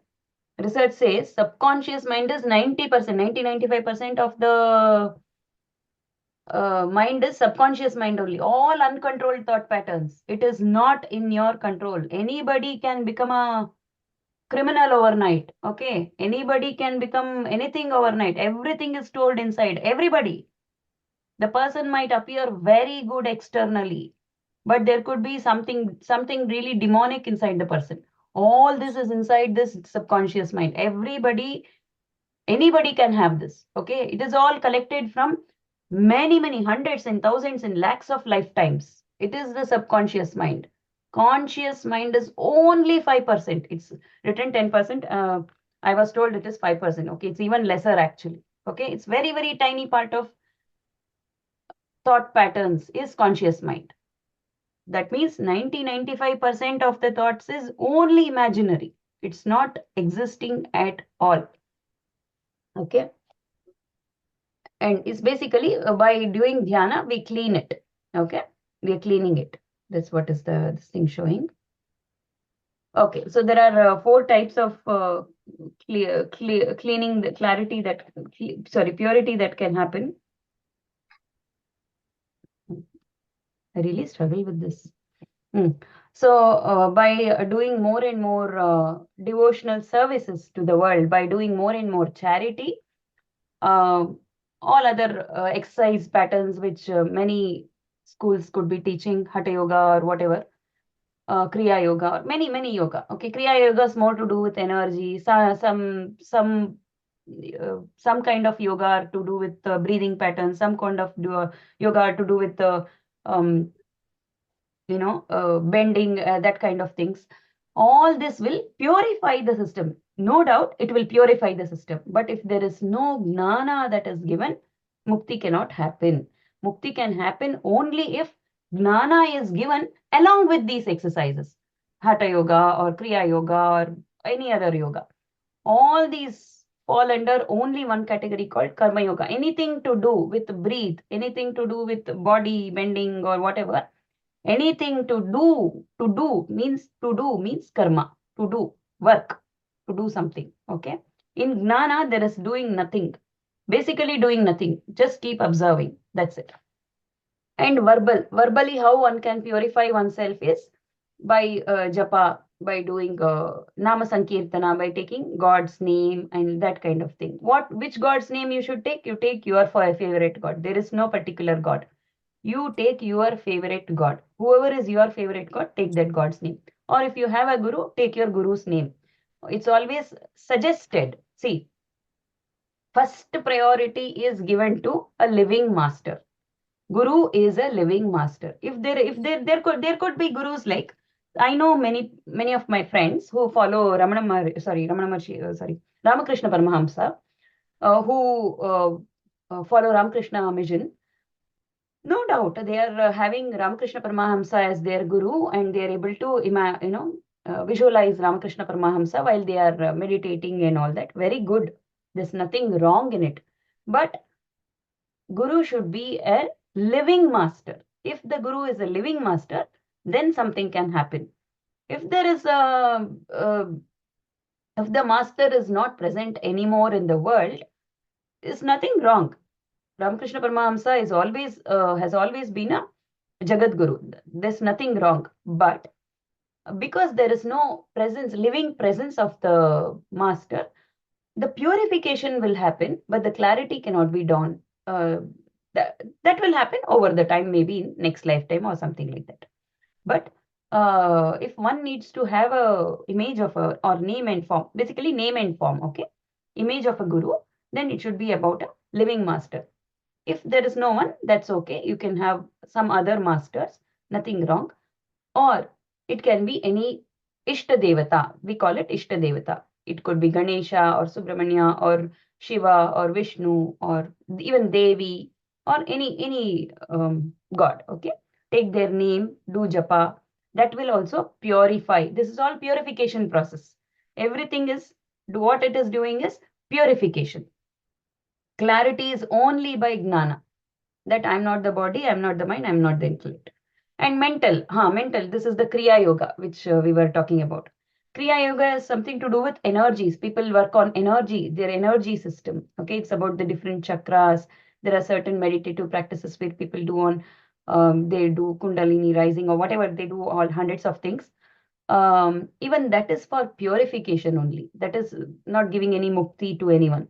Mukti cannot be given just like that. It's not a just somebody goes and does some yoga or something, mukti will happen. It's not possible. It should happen only with clear clarity only. Mukti can happen. Only gnana can given mukti. And intellectually, how one can purify? Now, this is what is something gives gnana. That gnana, according to Vedanta, can be given in 3 steps: Shravana, Manana, and Nididhyasa. Okay, towards the end of the chapter, I will just read it out. Lord Krishna introduced the topic of meditation towards the end of the chapter. Being an important topic, Krishna spends almost whole of this chapter dealing with meditation. So here meditation is upon the Lord as the very self of the meditator. This is meant to assimilate the self-knowledge gained from the Guru's teaching. That is the thing. We are getting the knowledge, no doubt. But I should assimilate it into myself, into my being, right? So I should practice. Without practice, I cannot apply it in the world. The conditioning that I am body will go only with the assimilation of the self-knowledge. Assimilated self-knowledge alone can express as Ananda. Krishna talks about 5 important topics on meditation. They are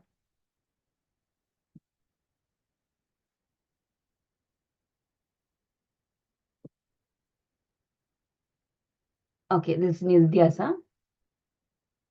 So this chapter is divided into 5 different topics. Outer practices, that we should control our senses, external senses. We should not let our senses go externally. And then inward journey of meditation, which we already discussed. Oops, sorry. Inward journey of meditation, where Krishna says how we should sit, the asana and the sitting straight and all that we discussed. And then a nature of meditation and benefit, obstacles to meditation and solution, and then downfall in yoga and praise of yogi. So we'll just quickly go through this. At the outset, Lord indicates the role of Karma Yoga in meditation by praising the Karma Yogi. Karma Yoga being a conscious way of... So Krishna, what Krishna is suggesting is, be a Karma Yogi. Do yoga, do meditation in every action. Even now while I'm talking, even now while you're listening, you can do Karma Yoga. You can do it as an offering to God. I'm offering the whole of this session to Bhagwan. By doing that, I become a Karma Yogi. That itself is meditation. See, I forget that I'm a body, I'm a mind, I'm a intellect and all that. So like that. Karma Yoga being a conscious way of life helps one in getting self-control. Sannyasa ashrama, changing of, okay, yeah. So sannyasa ashrama is not just changing of robe or anything like that. It's living the life of a sannyasa. Now, by doing what happens is, it converts an extroverted mind that's attracted in the world, into a contemplative mind. It contemplates. Once this is achieved, one should try to lead a quieter life, because active life itself becomes as an obstacle to meditation. As of the contemplative mind, total detachment.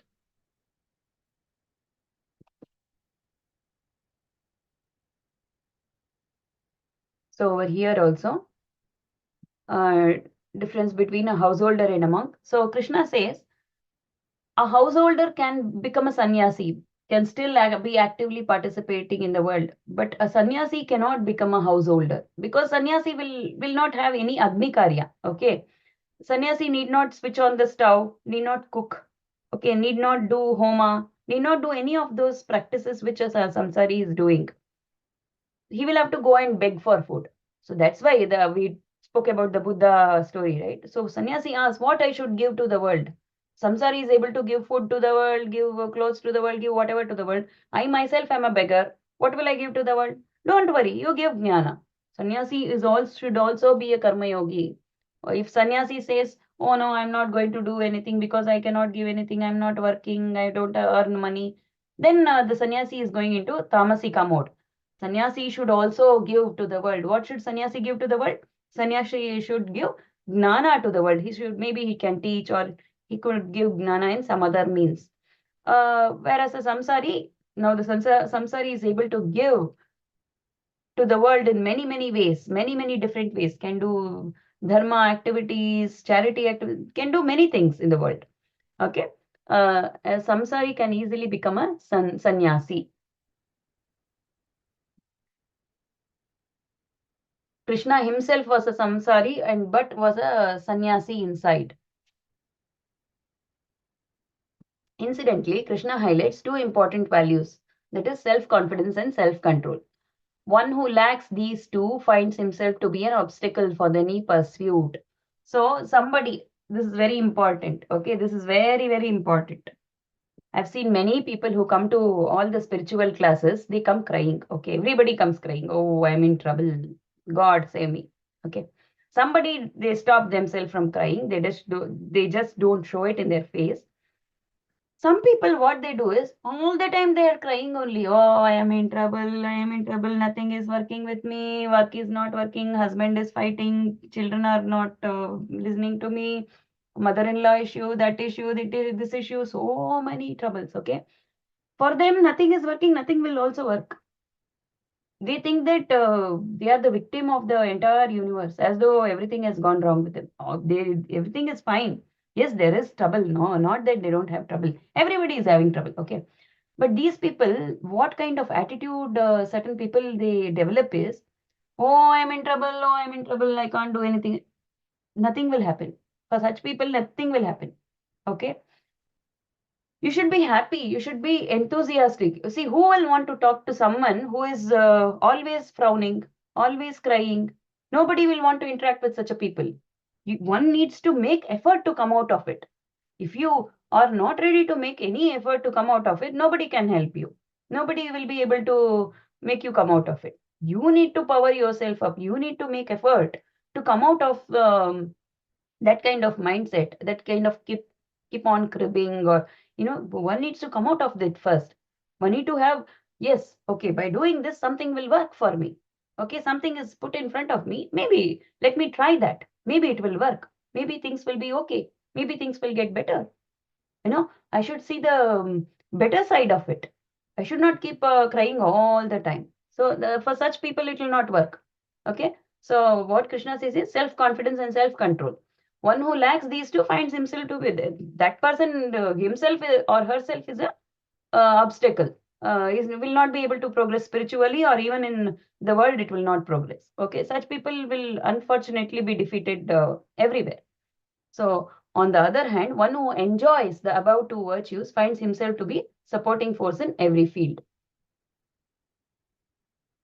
That's very important, because I see many people doing that repeatedly. How much ever, in fact, I've told these people to come out of it. No, you need to make yourself to come out of it. Not that I'm not in trouble, or they are not, or my trouble is lesser to theirs, or nothing like that. You need to make effort to come out of it. If you're not able to make an effort to come out of it, then nobody can help it. You yourself are helping or not helping yourself. So, and this one. Once this is achieved, one should try to lead a quieter life, because active life becomes obstacle to, when they say active life, there should be a balance. Okay, not that you stop eating or you stop going out or nothing like that. You be balanced wherever you are put, be balanced. Don't get overly elated, or don't get overly pulled off. So have a balanced life. Also, oh, this is a repeat, I think, right? Yeah. Oh, sorry, this was a repeat.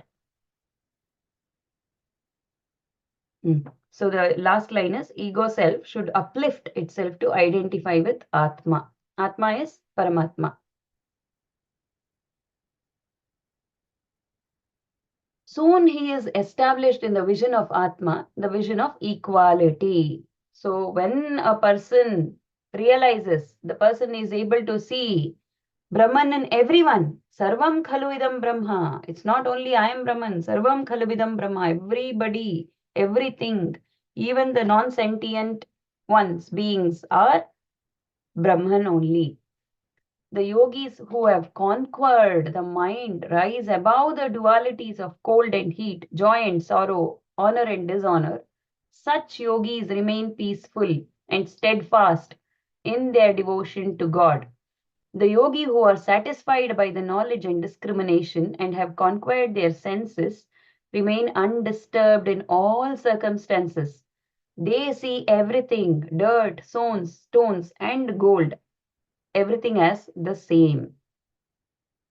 Krishna mentions a few other disciplines also, like moderation in eating, sleeping, and working. So if we have moderation, when we say moderation, if we have a balance in everything, instead of overdoing everything, overeating, oversleeping, overworking, even the people, there are many, I see some, workaholics.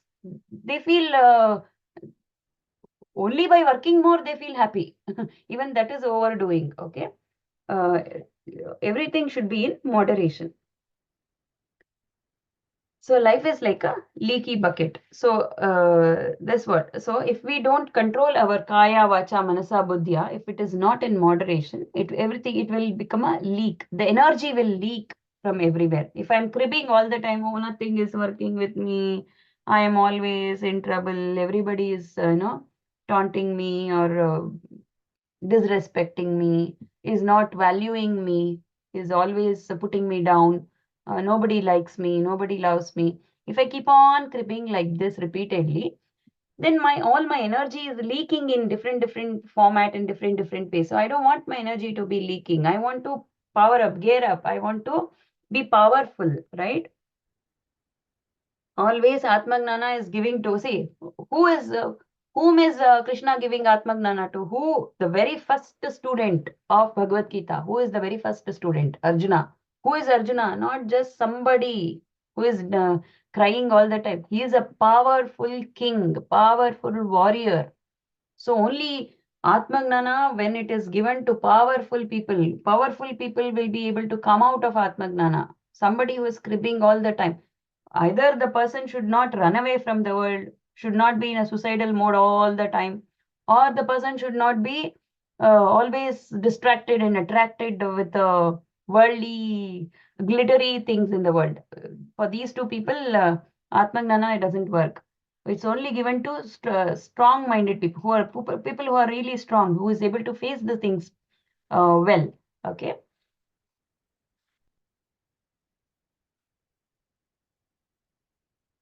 Otherwise, their energy will leak everywhere.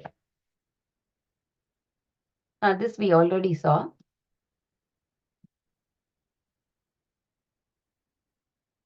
No journey. So this we already saw. This only we saw. The tip of the nose, people always think it is here. It is actually here. Some Bhagavad Gita schools could be telling here. That is in different layers of teaching. This is that's the Rudhartha. Gudhartha is here. This we discussed already. With a calm, withdrawn, undisturbed, tension-free place, we should meditate. How we should meditate, basically. I'll read it out just so everybody is aware of this. The meditator has to choose a secluded. This is for beginner level. Okay. If you are in advanced level, please do however it is comfortable for you.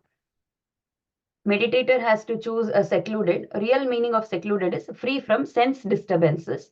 Focus on Agna. Agna chakra is where Guru is. This Sahasrara chakra is where Sadguru is. Who's Sadguru? Your own Sadguru, not a fancy name called Sadguru. Is your own Sadguru. Okay. Undisturbed place for meditation. In that spiritually and physically pure place, he has to fix the seat, which is neither too high nor too low, neither too soft nor too hard. So that's told in 11th shloka. Holding the body, neck and head erect, which is straight, back straight basically. He has to fix the sight on the tip of the nose, which is the eyebrow center. As it were, eyes are half closed. Next, the meditator should withdraw the mind and sense organs from all other activities. The breathing also should be maintained evenly. With a calm, withdrawn, undisturbed, tension-free and one-pointed mind, the meditator should meditate upon either the Ishta Devata or your Guru or your Sadguru.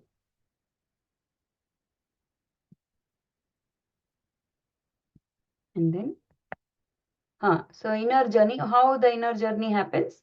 We withdraw from all the external senses. Oh, yes.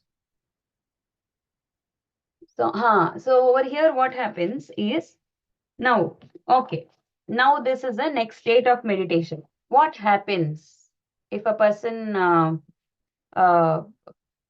goes in higher states of meditation? What will happen? Okay, I should know what will happen, right? You need not know. Honestly speaking, you need not know. I would, my Sadguru, Krishna ji, he never, he never gives, it's going to be like this. Nothing like that. You explore it. You experience it. You go through that. Okay. That's the perfect way. But just so it is told here in Bhagavad Gita or in the PPT, I'll just say it. See what happens, the person in higher states of meditation will be able to see something called Bindu Nada Spanda.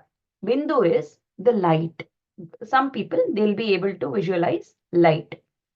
Nada, some people, they'll not visualize light. Instead, they'll be able to hear certain nice sounds. Okay, that's called Nada. Spanda is, some people, they'll be able to feel certain vibrations. Okay, this is called Bindu Nada Spanda in higher states of meditation. Why this is not advised or this is not told is because if a person starts seeing light, the person sticks on to the light itself, is not able to come out of the light only. That's not the end. There's much more to go. Okay, that's only very tip of meditation. The light itself, the person will feel like something great or some achievement, and the person will stay there itself. That's the problem. Okay, so that's not the end of it, or that is only the beginning, very, very, just the tip of the meditation. Okay, you've just scratched the surface of the meditation. One needs to go deep. Okay, so to go deep, one should not stick on to the bindu nadaspanda. It's not the end. It will be revealed. Brahman is something realized or revealed. Okay.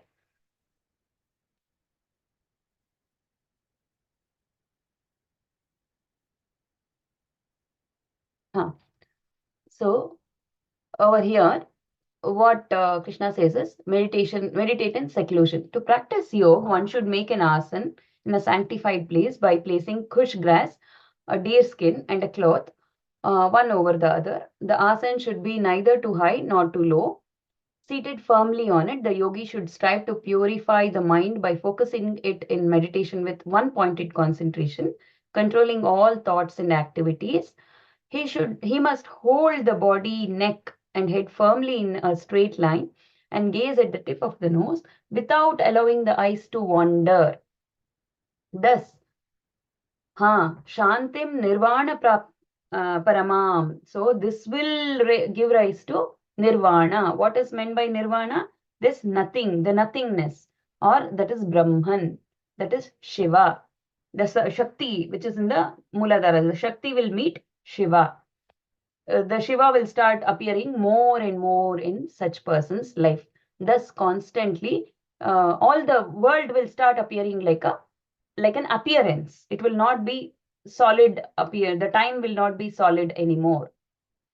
Thus, constantly keeping the mind absorbed in me, the yogi of disciplined mind attains nirvana and abides in me in supreme peace. This is very, very important to know. Okay. Not this particular thing. When he says, Krishna says, the mind is observed in me. This is very important to understand. Now, there are two kinds of dialogue in Bhagavad Gita. Okay, two kinds of dialogue. Say, I want one of you to speak up. Raviji or Neetaji or Bhunaji, anybody can speak up, please. If you volunteer to, just a couple of minutes. So we'll finish the session quickly. This one. It's already late. Anybody please come up? Neetaji, Raviji. Yeah. So Raviji, say, where do you live, Raviji? In Germany. Germany. Say, do you have a friend in London? Anyone? Say, okay. Let's take me. Okay. Say I don't live in London. Let's say I live in London. Okay. So, I call you and you call me. We both talk. We both are very good friends.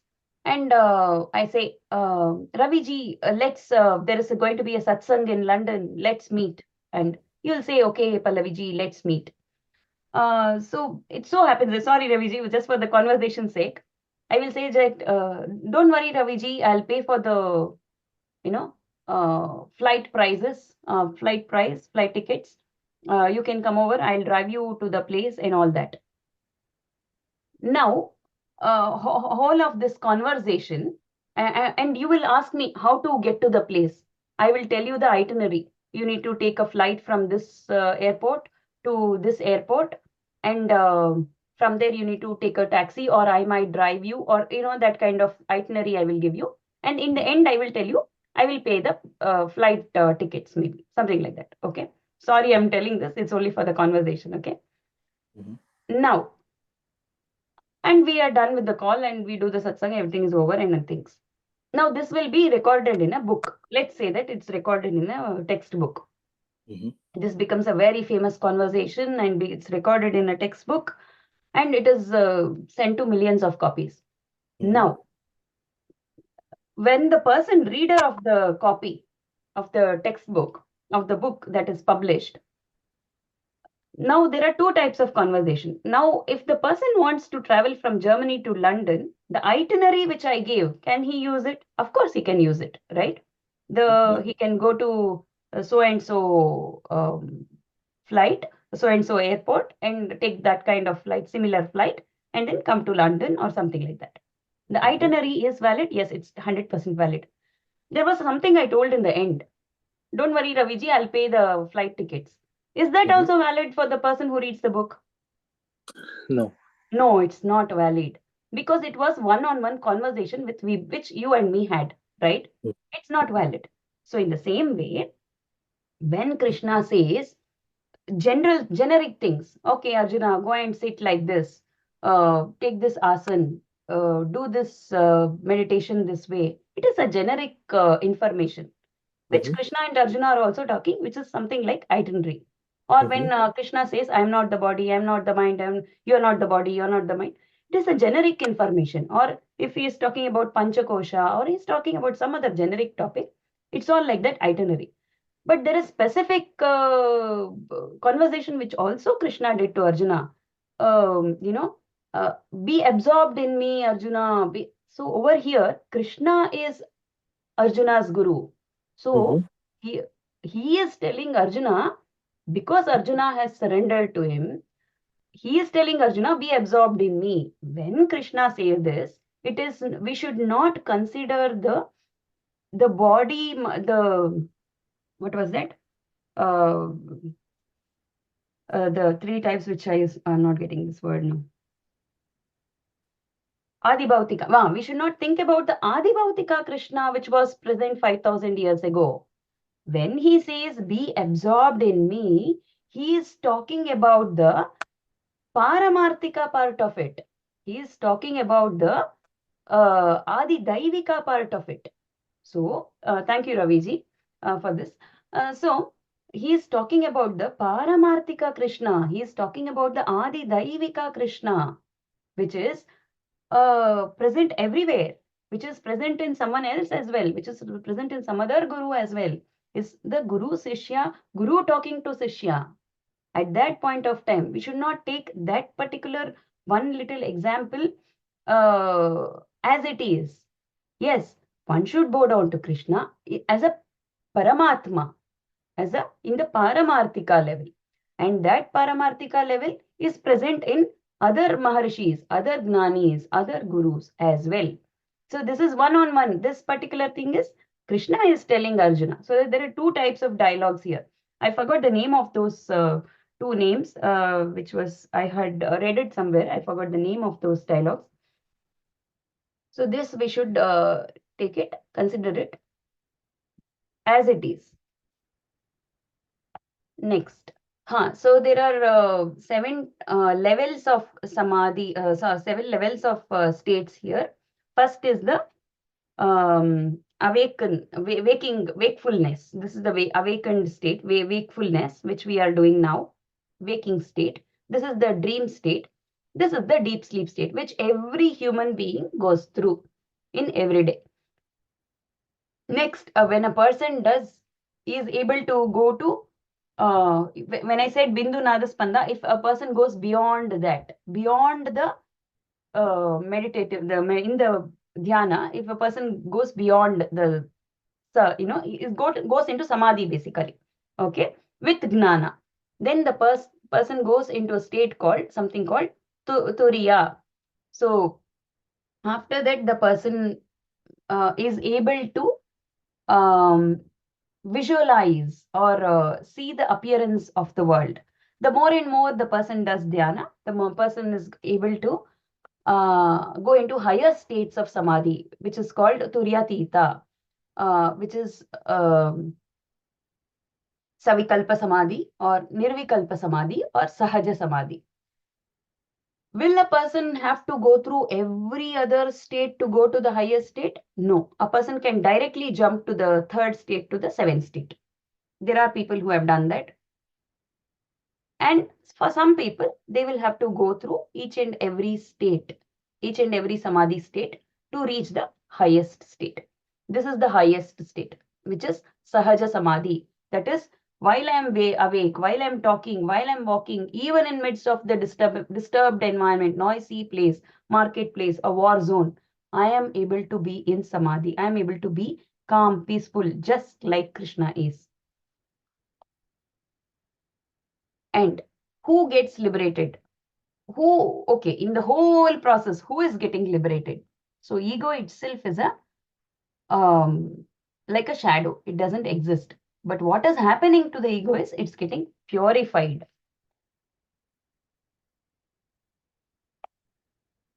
So the nature of the meditation. Meditation is nothing but abidance of the withdrawn mind in Atma. Having given up all the desires and having restrained the senses through the mind, one should gradually bring back the mind with the help of discriminative intellect step by step. Once the mind is made to abide in the Atma, there should be no other thought. Though the mind may get distracted, one has to bring it back from respective fields to one's own Atma.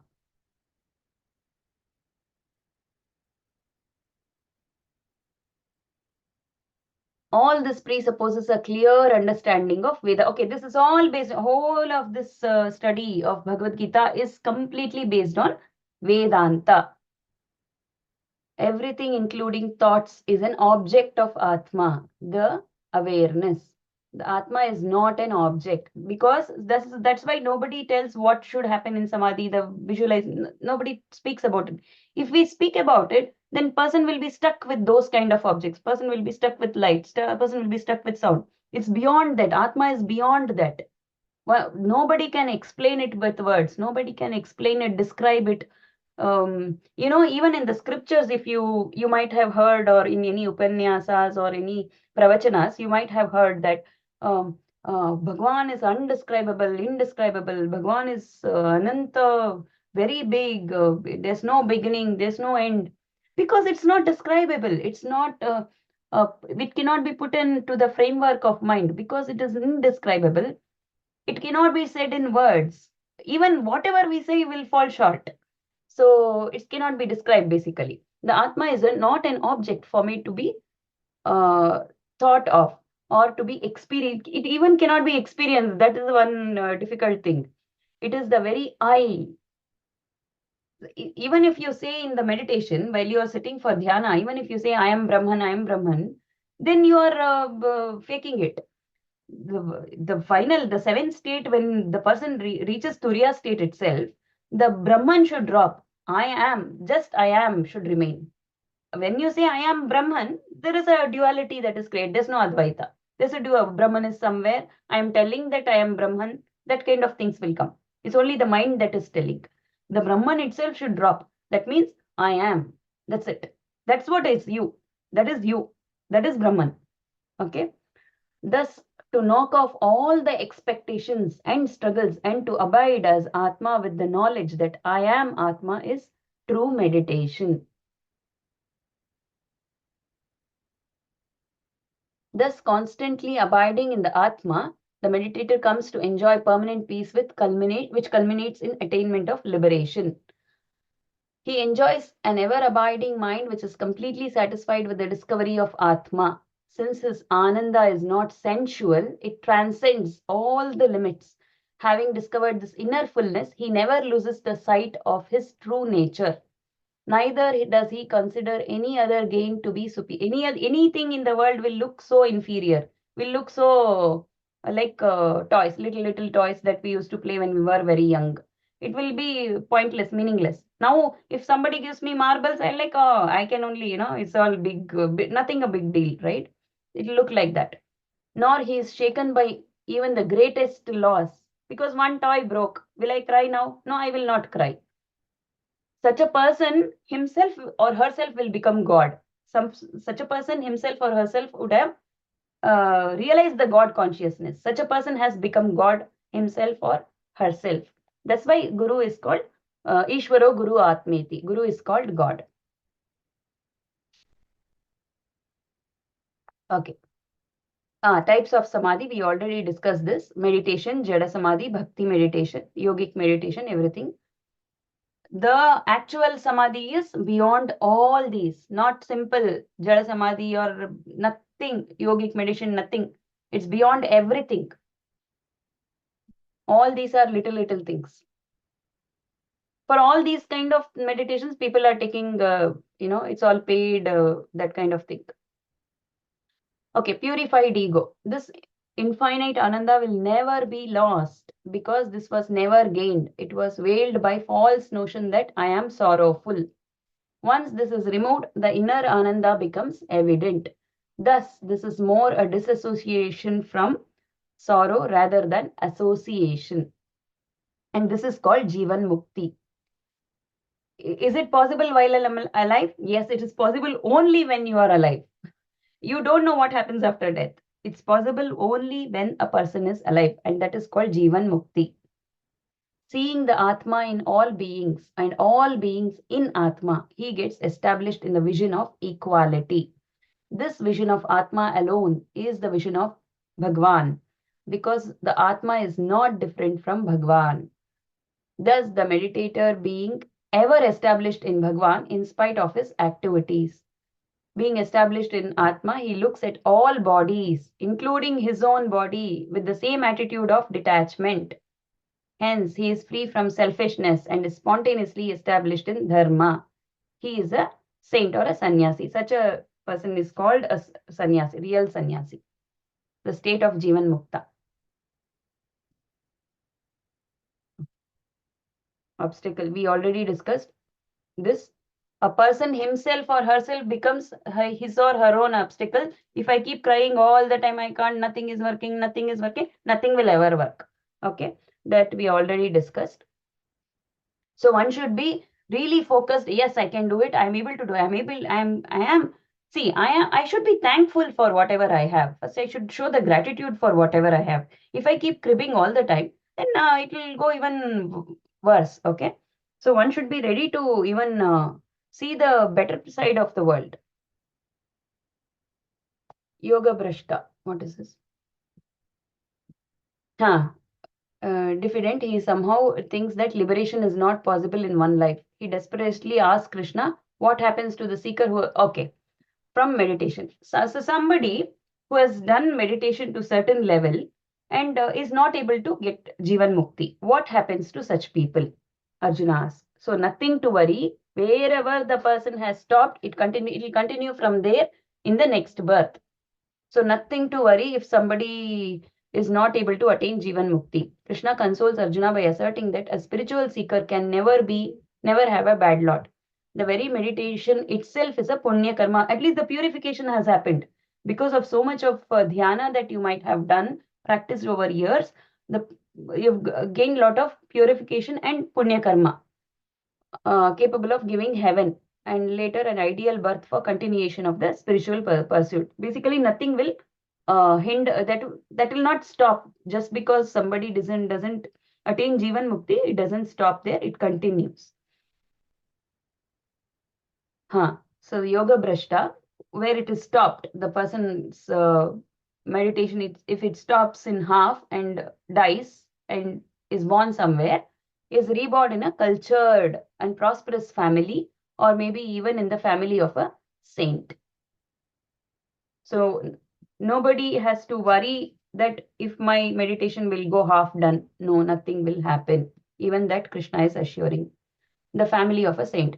Having got such a birth, he gets associated with the previous wisdom at a very early age. So we see, many children from the beginning, they are more pious and all that because they have gone through all this kind of practices in their previous lives. It is continuing for them. Irresistibly drawn by the past habits, he finds his spiritual urge suddenly growing from a small flame into a huge conflagration. Committing this entire life to the spiritual pursuit and supported by the samskar of all the previous lives, he effortlessly fulfills his mission in life. Krishna concludes this chapter by praising the meditator in general. So whoever, even if we do everyday practice, it is very good only for us. Saguna Upasana prepares one for Gnana. One who has done Saguna Upasana can get Gnana, but to become Brahmanishta, he needs Vedantic meditation, which is the Gnana. Without Gnana, nothing is possible. We should do meditation with Gnana. Okay, this is the final shloka probably. The Dhyana yogi, that is why. So initially we started the session with saying yogi is always considered higher. Okay, yogi is always respected, given value in the society. Why? Dhyana yogi is greater than the ascetics.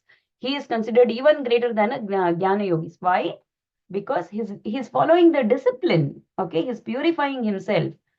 Dhyana yogi is greater than karma yogi also. Therefore, become a dhyana yogi, O Arjuna. So, until fifth chapter, he told Arjuna to follow all the karma yoga, and now he is telling Arjuna to follow that discipline every day. Sincerely follow that consistently and become a dhyana yogi. Do dhyana. Sit and do dhyana first as a beginner. And over the time, you will be able to do even while you're walking, talking like that. So this is what is this fifth chapter. Sorry that there is no time for meditation probably. Is that okay? We can conclude.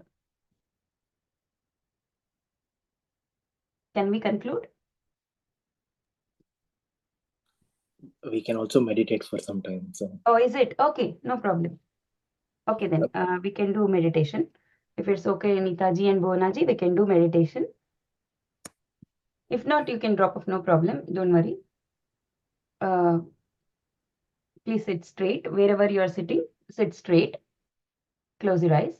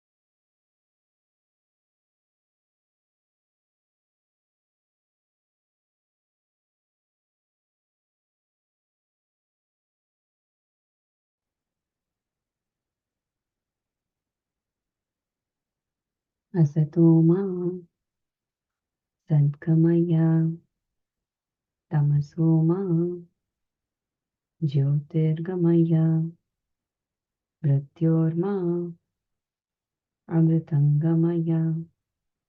Om Shanti Shanti Shanti. Slowly open your eyes whenever you're ready.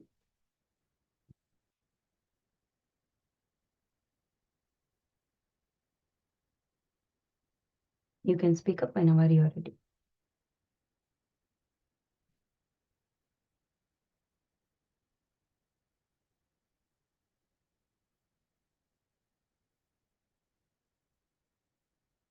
How did you feel, Raviji?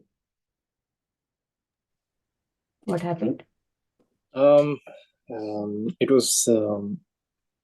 was good. I noticed that when we started, the pause was shorter, and as we went along, I think the pause was longer and longer. Mm. Although there were so many other thoughts also coming, I think I needed this guided thing where you keep saying that focus on your breath. So Yeah, there, because we get lost. I need to bring them back. yes, yes. Yes. There were times that I got drifted in the thoughts. Yeah. When you said focus or come back and focus on your breath, so it helped really to come back. Yes. Yes. It's only 15 seconds and we'll be somewhere else. Yes, Yes. yes. That was with me earlier. Yeah. I know this. Yeah. I used to keep alarm every 1 minute. Now you're able to be free from any distractions when you're meditating. Um, more than free from distractions, my only one thought, that's what I focus on my guru. Okay. So that's the only thought that keeps coming back. So even if it drifts away, the guru's thought will come back. Oh wow! Without being guided. No, yeah, without being guided. Yes.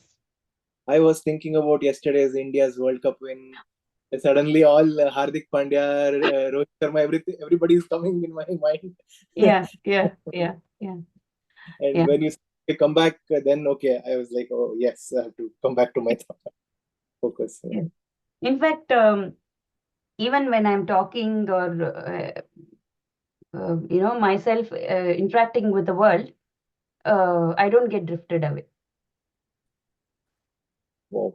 I don't get pulled into the world. I don't get distracted. But how about in high emotional situations? Disturbed situations, I'm remaining stable, very much stable actually. So you didn't celebrate yesterday's India's win? No, we were in a concert, actually, musical concert. Okay. And me and my son and my husband, all three of us, we were watching it in the mobile secretly. Okay. And we were like, yes. Yeah. Of course, we celebrate. It's not like I go and jump or the earlier. I'm happy. I'm really happy. Hmm. I celebrate. I jump. Not that I don't jump. Nothing like that. But I don't get carried away. Or if it doesn't happen, I don't get depressed. It's not only about cricket match. It's about many other my personal situations. I don't get disturbed, or I don't get thrown away or something like that. It's not present anymore at all. Okay. That comes by practice, right? Practice. So, Yes. 100%. This has happened to me. I'm 100% sure it will happen to everyone. Because I've personally experienced it. It's not somebody has told me and I'm believing, nothing like that. I've experienced it. Yeah. Okay. Thank you, Raviji. Thank you so much for that. Let's end with ending prayers.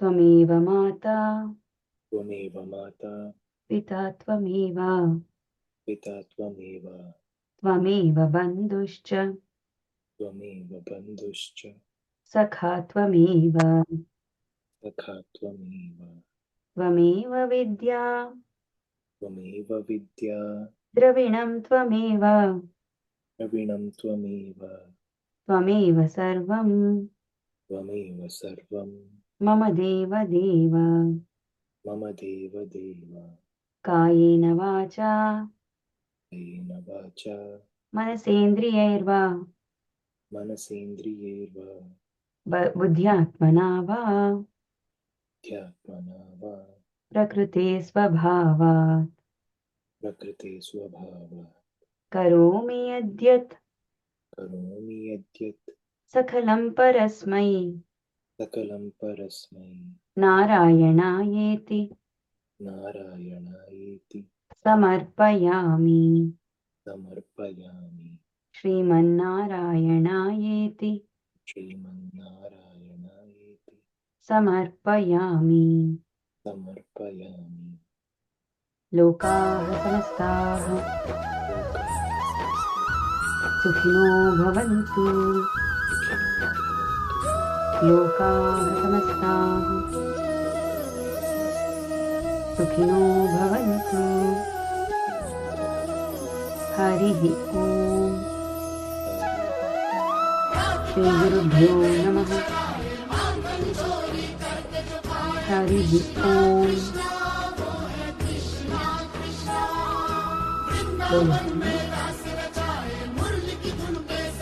Thank you, Ravi. Thank you, Ravi. Hari Om. Hare.